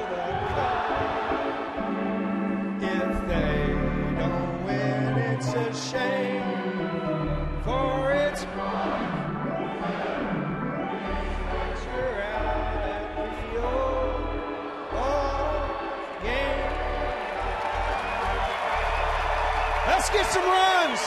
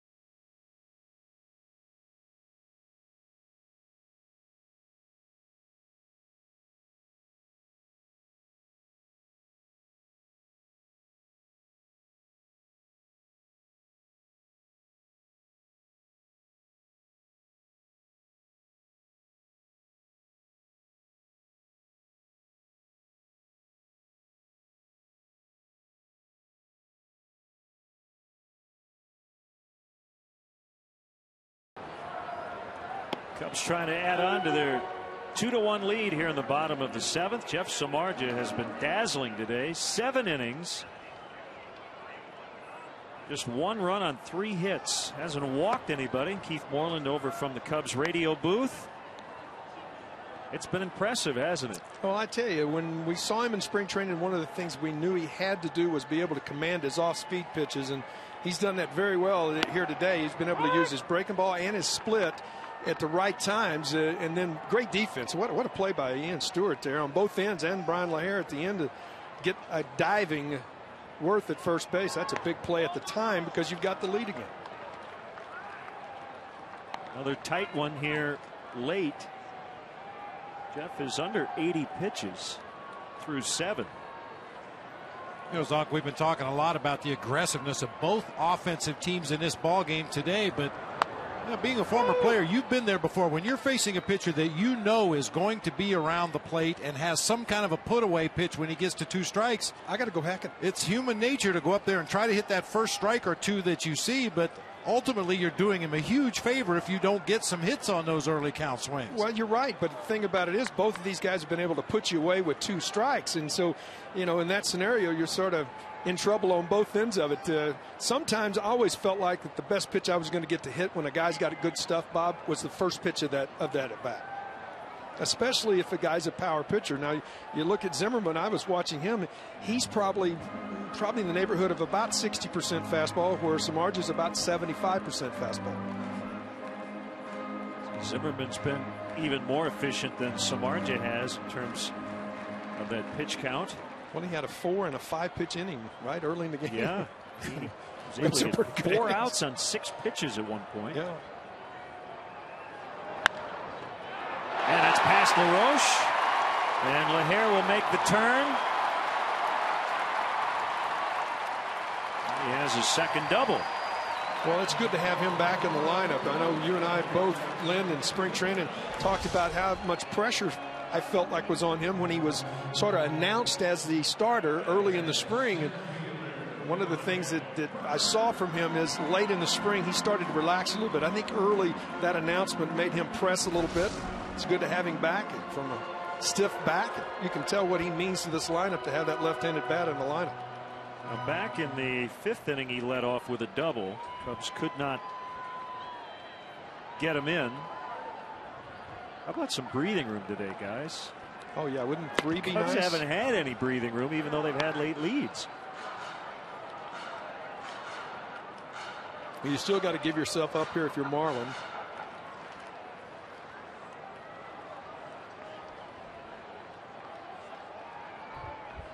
For the first time today, we see some stirring in a bullpen as Bird pops it up, and it's caught by Ramos and foul ground. Keith, the second season in the Cubs radio booth, and you and Pat have a great rapport, and you're beloved by Cub fans everywhere. You feel a little more settled in terms of just meeting everybody last year, in some cases for the first time, all the great ushers here at Wrigley Field, and But Your two's a little easier, isn't it? All you guys. I mean, the television side, the radio side, the fans. I can't replace Ronnie. I'm not in the business of trying to replace Ronnie. I love the man to death. I can't do that. All I can do is be me. But I mean, to have as many people come to me and sort of take me under their wing, I felt like a rookie, just like when I did when I played in 78 and 79, where you got guys that are sort of saying, "All right, kid, this is the way you got to do it." Because I looked at all you like, where do we get on the bus? How do we go through security? I mean, everything that goes with doing it. And I thank everybody, all the Cub family across the board, to allow me to be a part of this great place and this ballpark. And what a great office to go to work in every day. You had a chance to fill in for Bob a few years ago, and you're a broadcaster. I mean, obviously, a lot of the fans remember you as a player, but you need to become a broadcaster to do this job on an everyday basis. Well, I felt like I've spent some time training on it. You never feel like you're going to accomplish this job. It's much like playing. I don't think I ever felt like that I've got this down. I know how to do this. And I think when I feel like that I've got that, I probably need to get out, because you still don't have it all down. Yeah, the one similarity, Zonk, between the field and up here is you got to constantly be able to make adjustments. Yeah, on the fly. On the fly. Remember the words to the 7th inning stretch, like take me out to the ballgame. Swing and a miss. Now, my partner went through his garage over the winter and found some interesting newspaper photos, and a lot of them involve you. Well, at the plate. Bobby got me right there. I'm trying to go around him, and then he got me again right there. But I believe there was one of them that I got him, but he had to step back into that throw. I do remember that throw coming back to the inside. As an ex-catcher, I can tell you, when that throw came back to that side, you knew you were going to get hit. Yep. There was nothing you could do about it. I just couldn't believe it. And there were 3 or 4 more pictures of us with collisions at home plate, but the paper was all wrinkled up, and we couldn't flatten it out enough to get a good shot of it. Had to be here in Wrigley, because I don't think I ever got on base at Candlestick. Yeah, not one of your favorite ballparks, no. was it? I don't think there's a human being, alive or dead, that could say Candlestick Park was their favorite place to play baseball. I'm still amazed that Willie Mays would hit as many home runs as he did. If he played in any other ballpark in America, he'd hit 900. 2-0 on Samardzija. Laher led off the inning with a double. He is still at second. A big rip. Now, we'll say this about Samardzija. I always ask the starting pitcher the day before, how do you hit the guy you're going to face? I don't ask him, how do you feel? How's your stuff? I always ask him, how do you hit your opposing pitcher? And Samardzija said, I'm going to set him up my first 2 at-bats and get him in my 3rd one. So. Yeah, and Samardzija's a pretty good hitter. You watch him take swings, and that was a pretty good swing, 2-0. Now he's got another 3-1 count. Look at that. And he's going to get challenged here. So as a hitter, I always felt like there were pitchers at times that were the one guy in the ballpark when I'm calling pitches when I was catching Bob, that he knows what's coming right here. Oh, yeah. No doubt. Pitcher strike. It's a good take anyway. Can't do much with that pitch.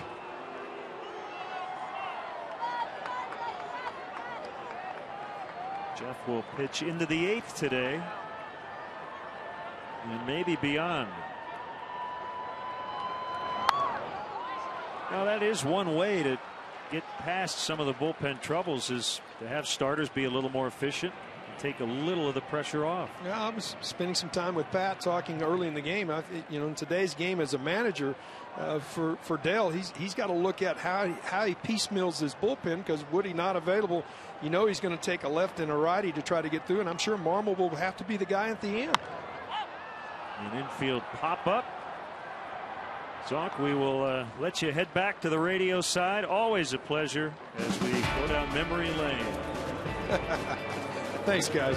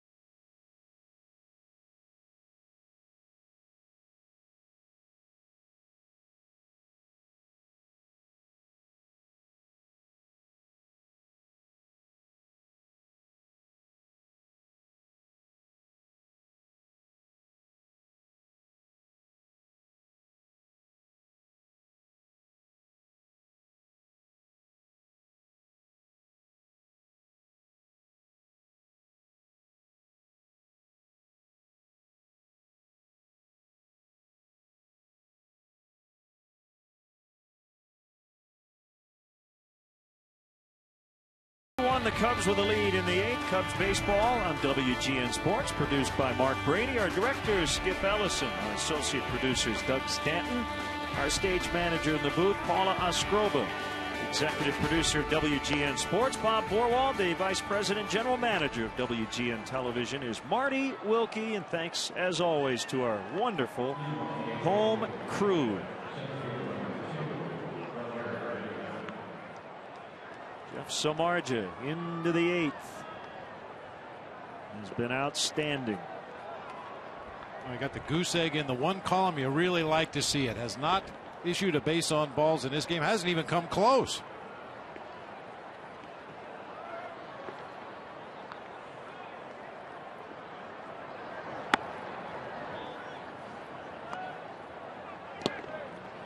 Dolis, the righty, on the left, and the lefty Russell on the right.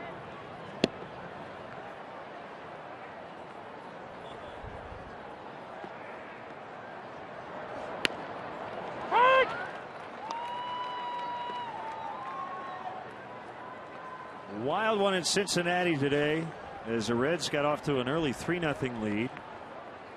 The Marlins came back and had a 5-4 lead late, but Heath Bell couldn't close them out. 2 runs in the bottom of the 9th. For Cincinnati, 6-5 Reds, the final. Carlos Zambrano in his Marlins debut got a no decision. 6 innings, 4 runs.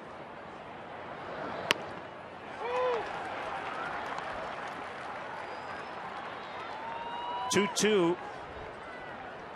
This inning should get Jordan Zimmerman out of the game as a pitcher spot is due up third. That's a fair ball, and Clevenger to LaHare. Tickets are available now for the 2012 Cubs season, including the next homestand against division rivals Cincinnati and St. Louis on April 20th through the 25th. To purchase tickets, visit Cubs.com, call 1-800-THE-CUBS, or visit the Wrigley Field box office.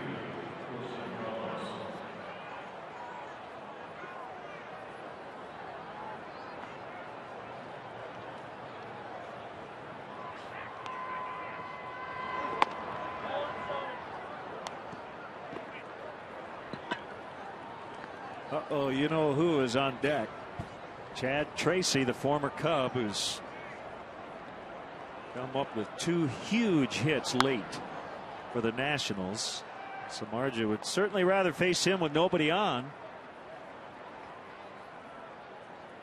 Yeah, Chad Tracy playing the role of Jeff Blum, another guy who has come off the bench and hurt the Cubs many times over the years. Off the foot of Samardzija, but Barney is on the spot to make the play. 1-4-3.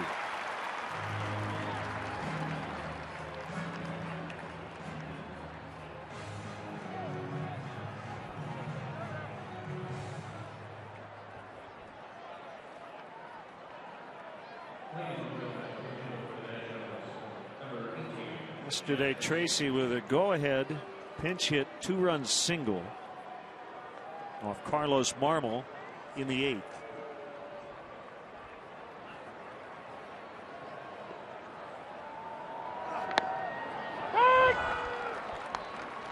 Going back to the opener on Thursday, had a key double setting up the game-winning run in the 9th.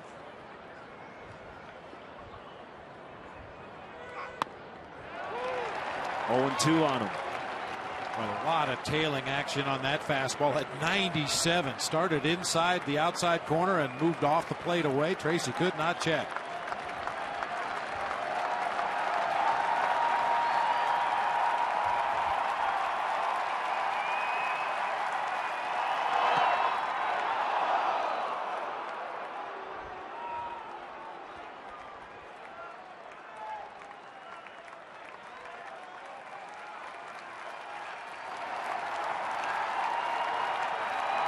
Swing and a miss on a splitter.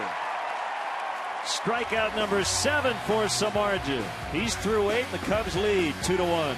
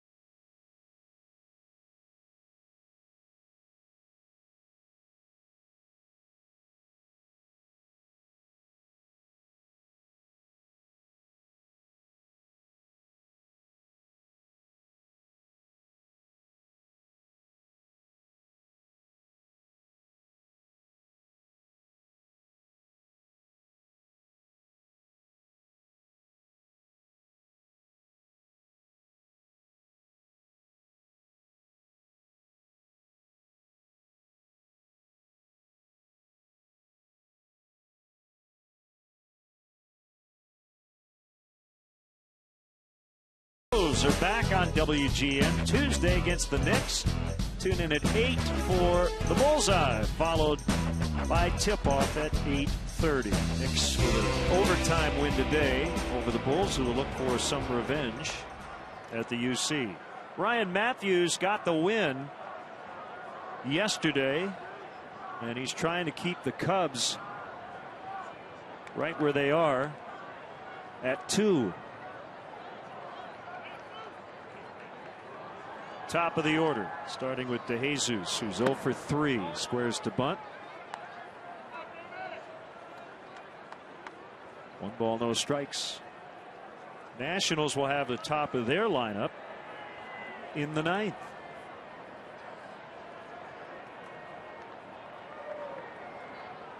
Jeff Samardzija at 90 pitches through 8.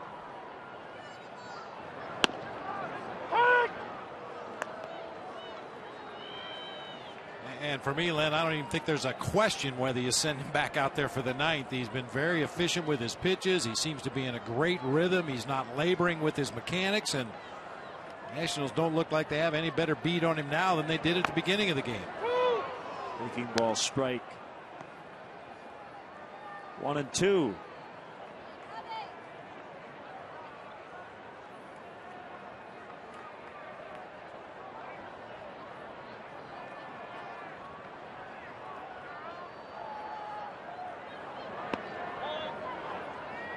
Samardzija really has had to be as good as he's been, because Jordan Zimmerman was excellent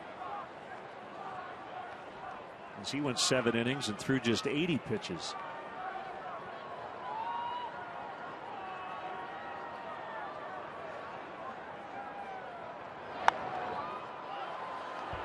So get back to the seats.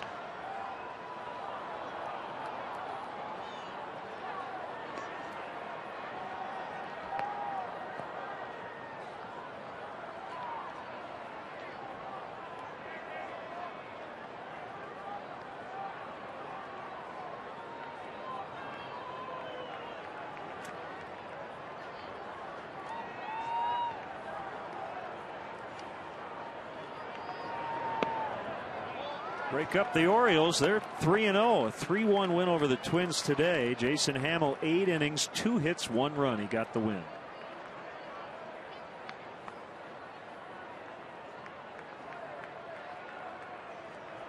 How about the Orioles starting 3-0, and the Yankees in danger of starting 0-3. They're trailing 3-0 at Tampa Bay late.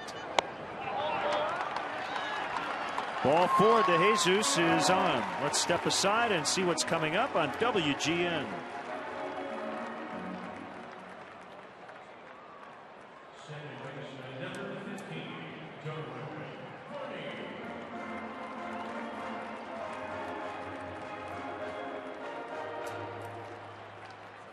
Paul Gershke checking in on Facebook, watching on WGN America, Lebanon, Ohio. Josh Helms on Twitter says hello from Fort Knox, Kentucky. That was a first walk of the game for either team, with the DeJesus leadoff free pass.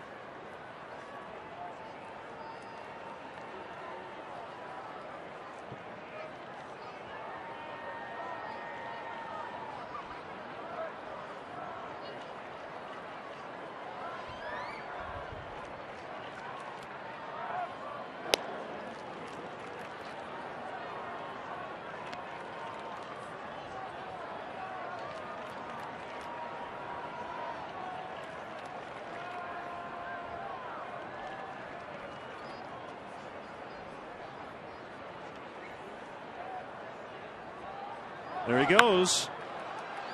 That ball still fair. And it is foul.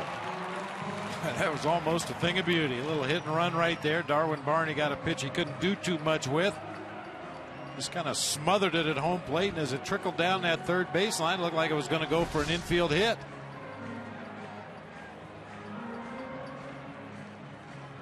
I mean, at this point, if you're the Nationals, you might as well let it roll. You have no play at second base for sure on DeJesus, no play at first on Barney, so you might as well let it roll and hope that it rolls into foul territory like it did.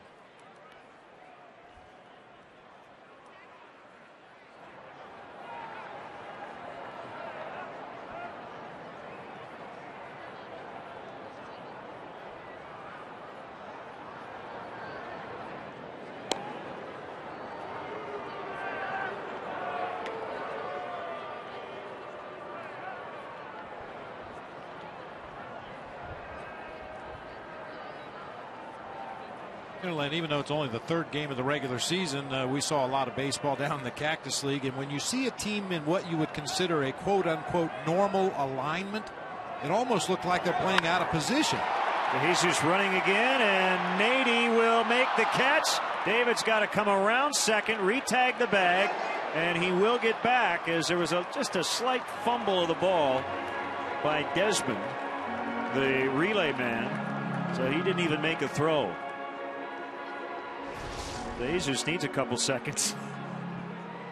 It looked like Nady could have stayed on his feet as he made that catch in left center. Had he stayed on his feet, they probably doubled David DeJesus off at first base. By the time Nady got to his feet, made the throw to the cutoff man, as you mentioned, that throw was bobbled, and DeJesus was able to hustle all the way back into first. But had Nady stayed on his feet, it probably turns into a double play.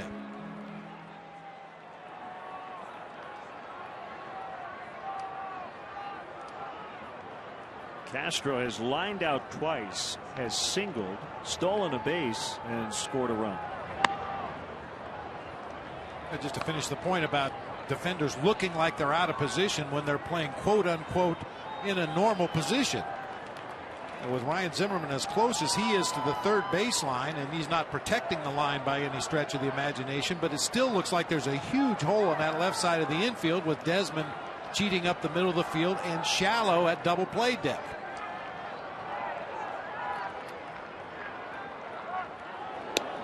And once again, if you haven't been with us the first two telecasts, Dale Swaim's theory is there are a lot more balls hit to a third baseman's left than there are hit right down the third base line. So why protect an area where the ball is rarely hit? He prefers to have his third baseman play well off the line. He prefers to have his middle infielders play deep, even in double play situations.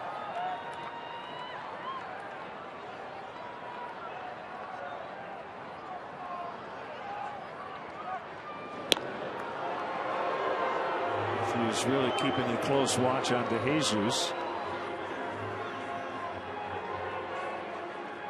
You can tell Dave McKay, you know, I hit second on the way back with my left foot.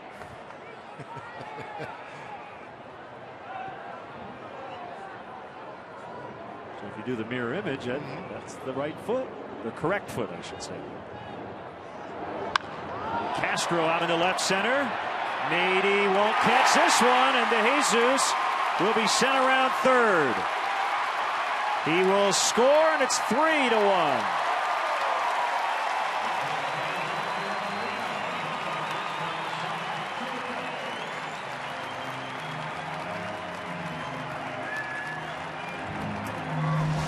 Well, the Cubs have tried to split that left center field gap a few times today. A great diving catch by Roger Bernardina earlier. We just saw the nice play by Xavier Nady, but this time Castro finds that gap. David DeJesus off with contact, saw the ball was going to be down, and he will score without a play.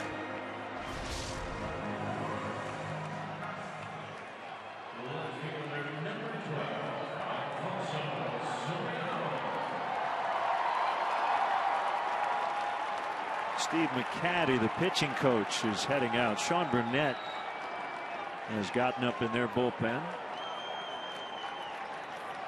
Hey fans hitting the road, well, take the Cubs with you this season. Subscribe to MLB.tv today to see every Cubs out-of-market game live online and on your favorite devices in HD quality.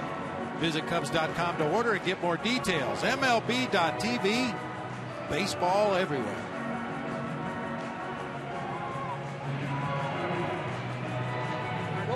It's a lefty Burnett.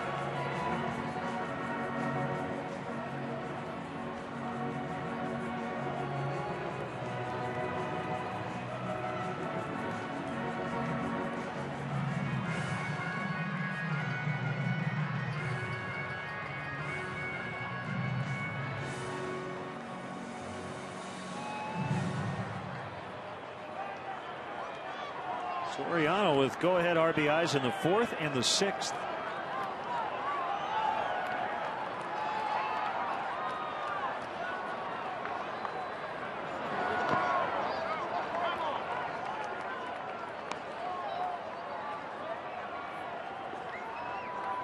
This is definitely a pitch around situation here with the left-handed hitting Ian Stewart in the on-deck circle, and Burnett warmed up and ready to go in the Nationals bullpen.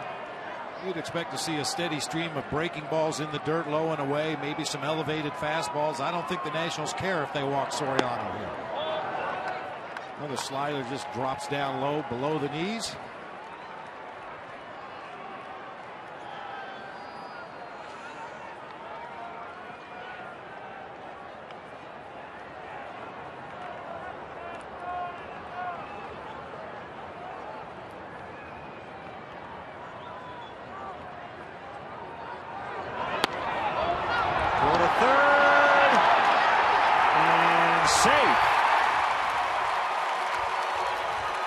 Ball came out of the glove. I don't know if Zimmerman got spiked. Castro with his second steal today, and he's got 4 in the series. We'll get another look on the replay, but it looked from Zimmerman's reaction that he got the glove down between Starlin Castro's foot and the bag. Yeah, right there. Starlin comes down on top of the glove. The ball comes out. The glove comes off. And Zimmerman never made the catch, really. The ball hit the leather and then popped out as he tried to get that tag down quickly.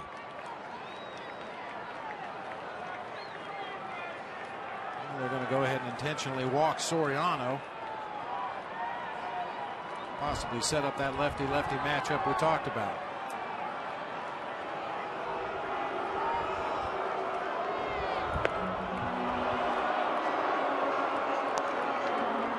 Here comes Davey Johnson. He wants Sean Burnett.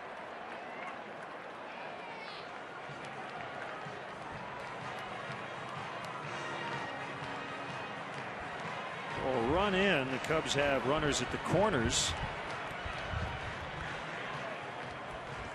And we'll be back.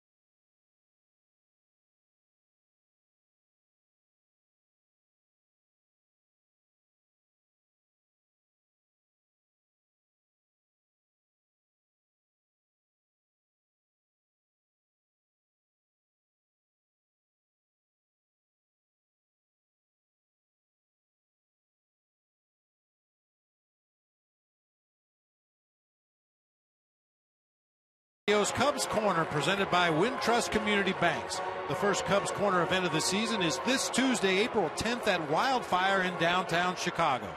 Join General Manager Jed Hoyer and a Cubs starting pitcher to be announced for a live WGN radio broadcast and enjoy a great 3-course lunch, all for just $55. Tickets are still available at WGNradio.com/events. Season debut for lefty Sean Burnett. Dale Swaim sticks with Ian Stewart.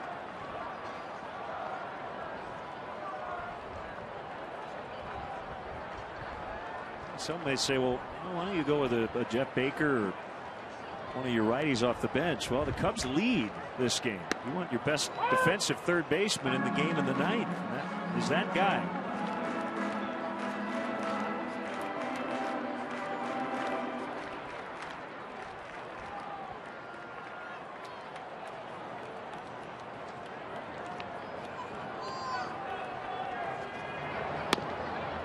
The outside, 1-2.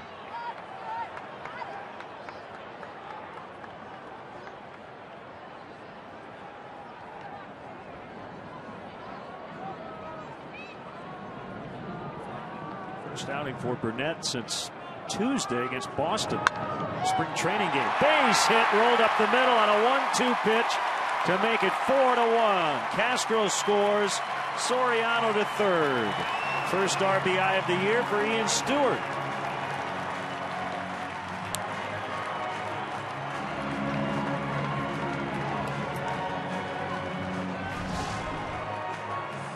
I think if you ask any left-handed hitter, they would prefer to face a right-handed pitcher, but Ian Stewart has been a regular player throughout his career. He's faced plenty of lefties, doesn't really have any issues facing lefties, and promptly singles up the middle of the field to tack on another run.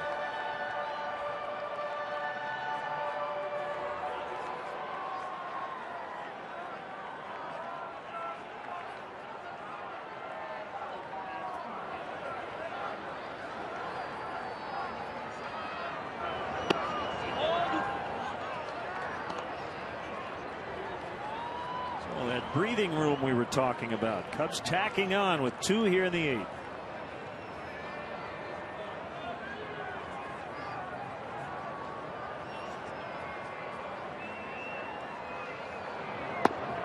Way inside, 2-0. Cubs are still, by the way, looking for their first homer of the season. Like it.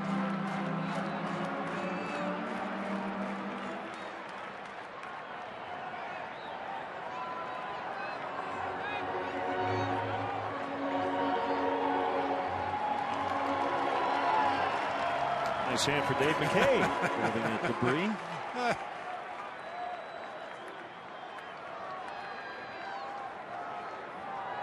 I guess he's the cleanup man, right? Yeah.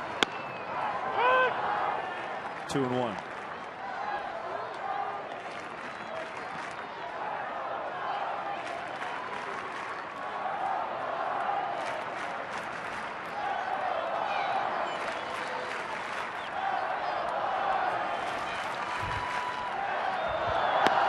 Two and two.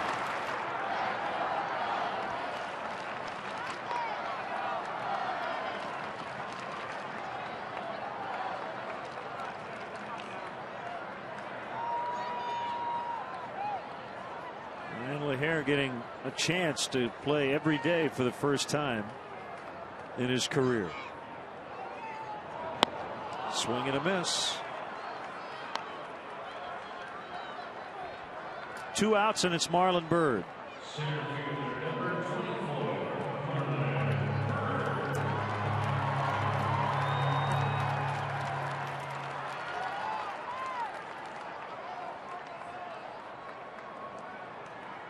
Sean Burnett is a former first-round pick of the Pirates back in 2000.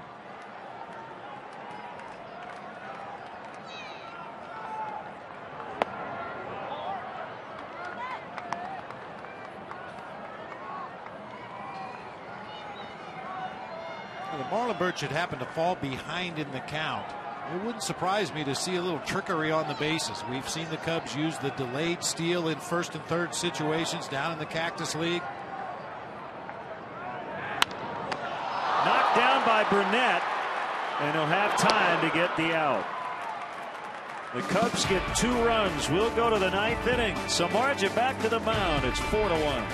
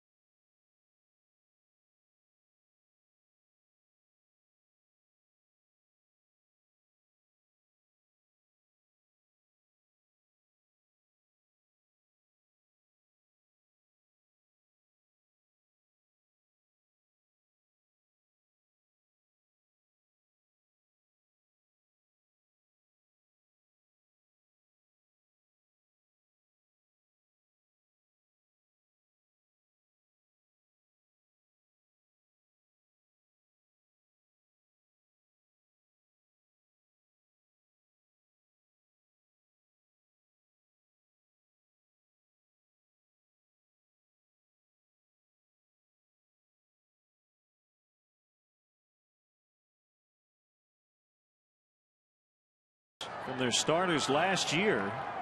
Jeff Samardzija trying to finish one off for the first time in his career. You see that note at the bottom, the last complete game by Randy Wells in September. The first complete game last season didn't happen until July 2nd. Matt Garza against the Chicago White Sox.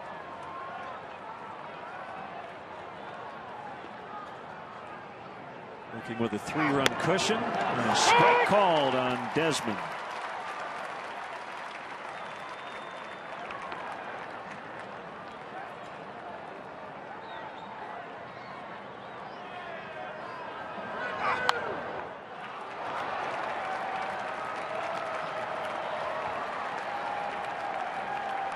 That's completed the sweep today, 7-5 over the Braves.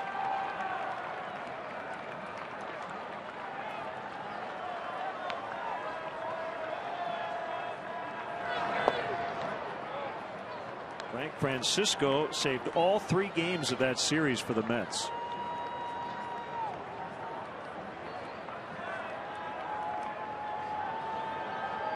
One, 2. Fastball just missed with Samardzija. Thought it was strike 3.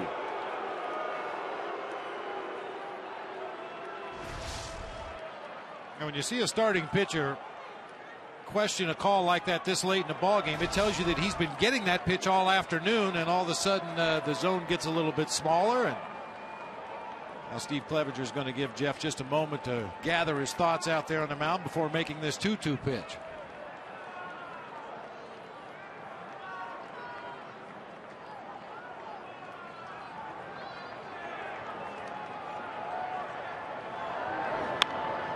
Little ground ball to Darwin Barney. One away.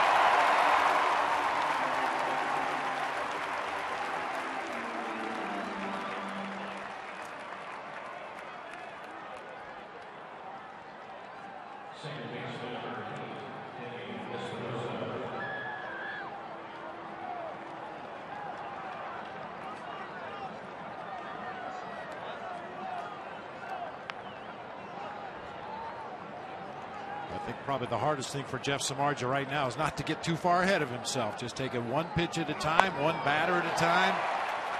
You can tell he's sniffing that finish line. He wants to get these last 2 outs and celebrate the first victory of the season with his teammates. Take it one pitch at a time.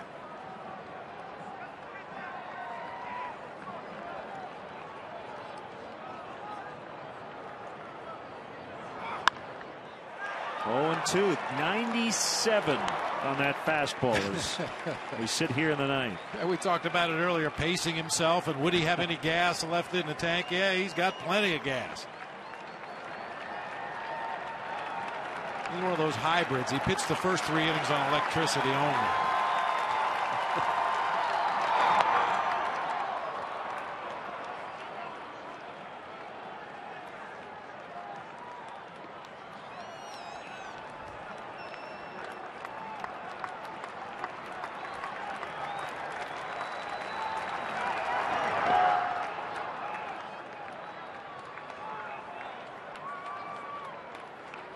Ryan Zimmerman on deck. 1 extra base hit among the 3 for the Nationals. That was a double in the first inning to lead off the game, in fact, by Ian Desmond. Very little since. Called strike 3.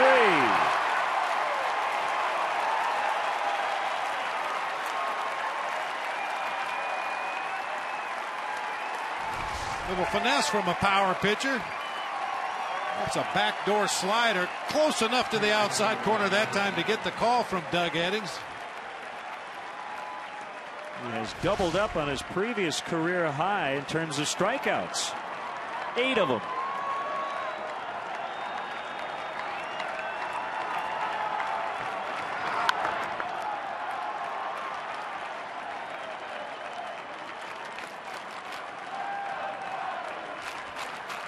They're on their feet here at Wrigley, 31,973 on Easter Sunday.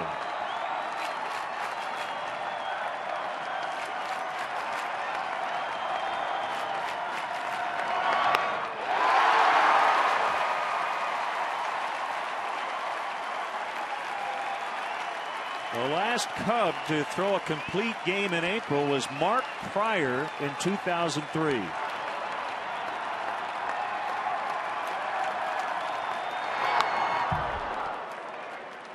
got that great note from our good friend Ed Hardig.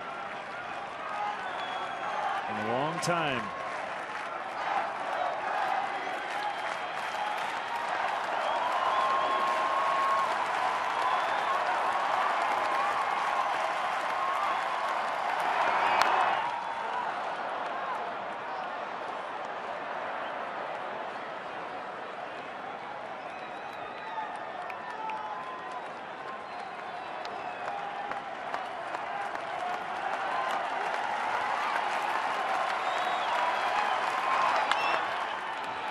Backhanded by Castro. Bad throw. And an error on Starlin.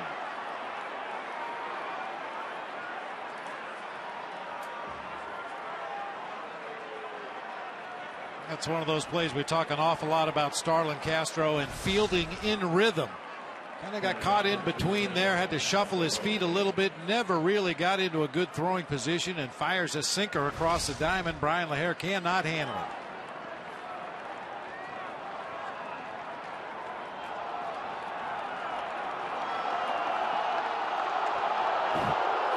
And here comes Dale Swain.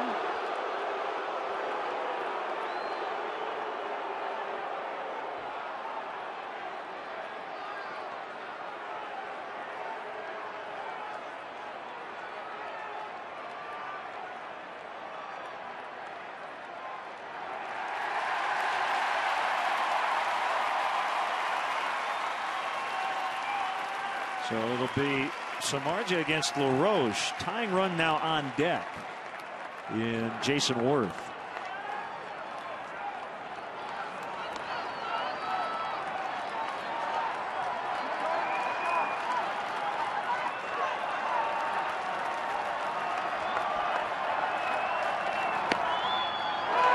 LaRoche squaring to bunt and taking a strike. That's not a bad maneuver considering where Ian Stewart's playing. And the fact that the Nationals need base runners. Brian LaHare was holding on Zimmerman first pitch, but he won't now.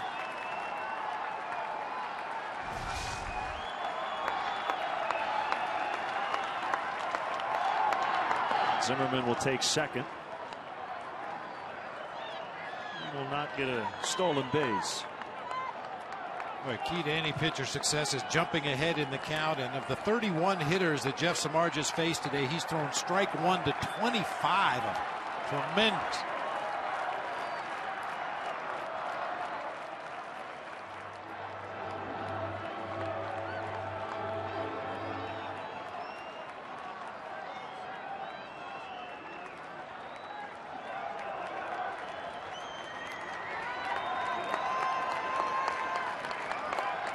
Two-out error keeping the Nationals alive for the moment. A 1-1 pitch. Low. 2-1.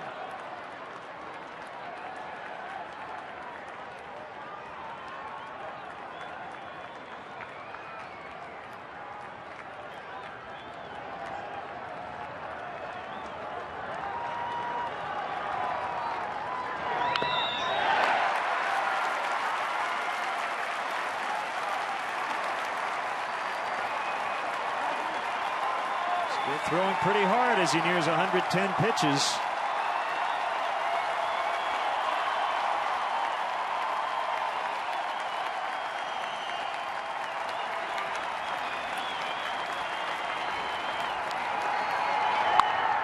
And LaRoche launches to right.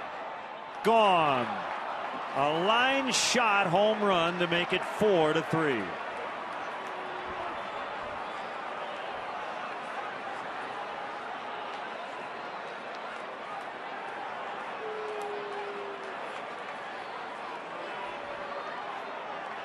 There'll be unearned runs because of that error, and it really has quieted this crowd, and it'll be Marmol and Worth as Dale Swain's going to come and get Samardzija.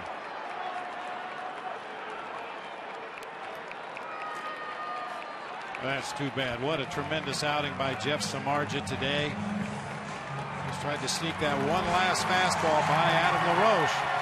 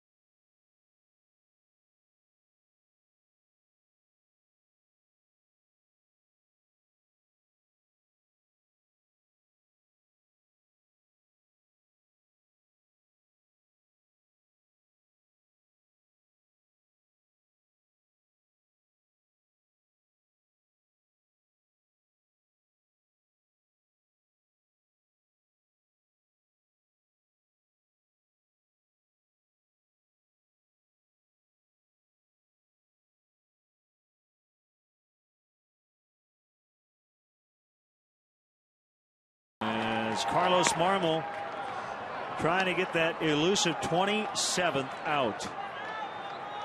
His numbers yesterday, the slider has been the issue. Just trying to tweak that slider, which is his best pitch. There's one of them for a strike. 1-1 to Worth. 4-3.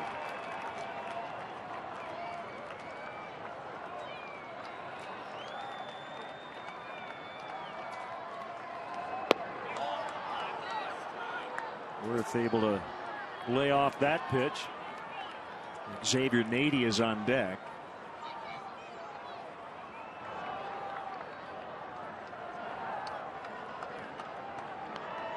Base is empty and a 2-1. Can't get him to bite. 3-1.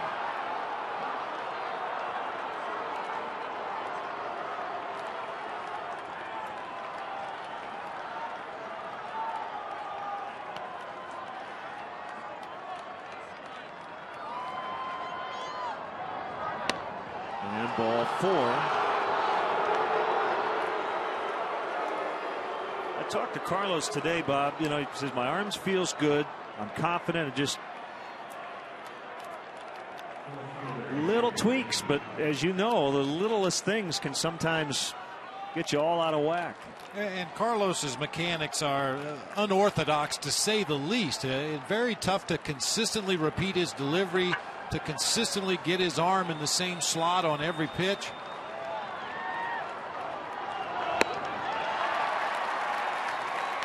When he does, he's as good as any closer in baseball. But when he struggles with that arm slot, struggles with his mechanics, you don't even have to swing the bat sometimes to beat him. Well, Nady's probably a better matchup for him than Worth right now because of that thou shall not pass approach that we mentioned earlier. Now he can really expand the zone. 0-2 on Nady. Xavier tried to almost get hit by that one, didn't he? That's that backup slider. Looked like Carlos just tried to overthrow it a little bit, really make it take a lot of break, and it just stayed up and in. The elbow came out late after the ball was passed, but Nady just trying to find a way on. And he pops it up. Is there enough room near the Cub dugout? Ian Stewart makes the catch. Cubs win, and the first guy out of the dugout is Jeff Samardzija. Whew, they hang on 4-3 for their first win of the year.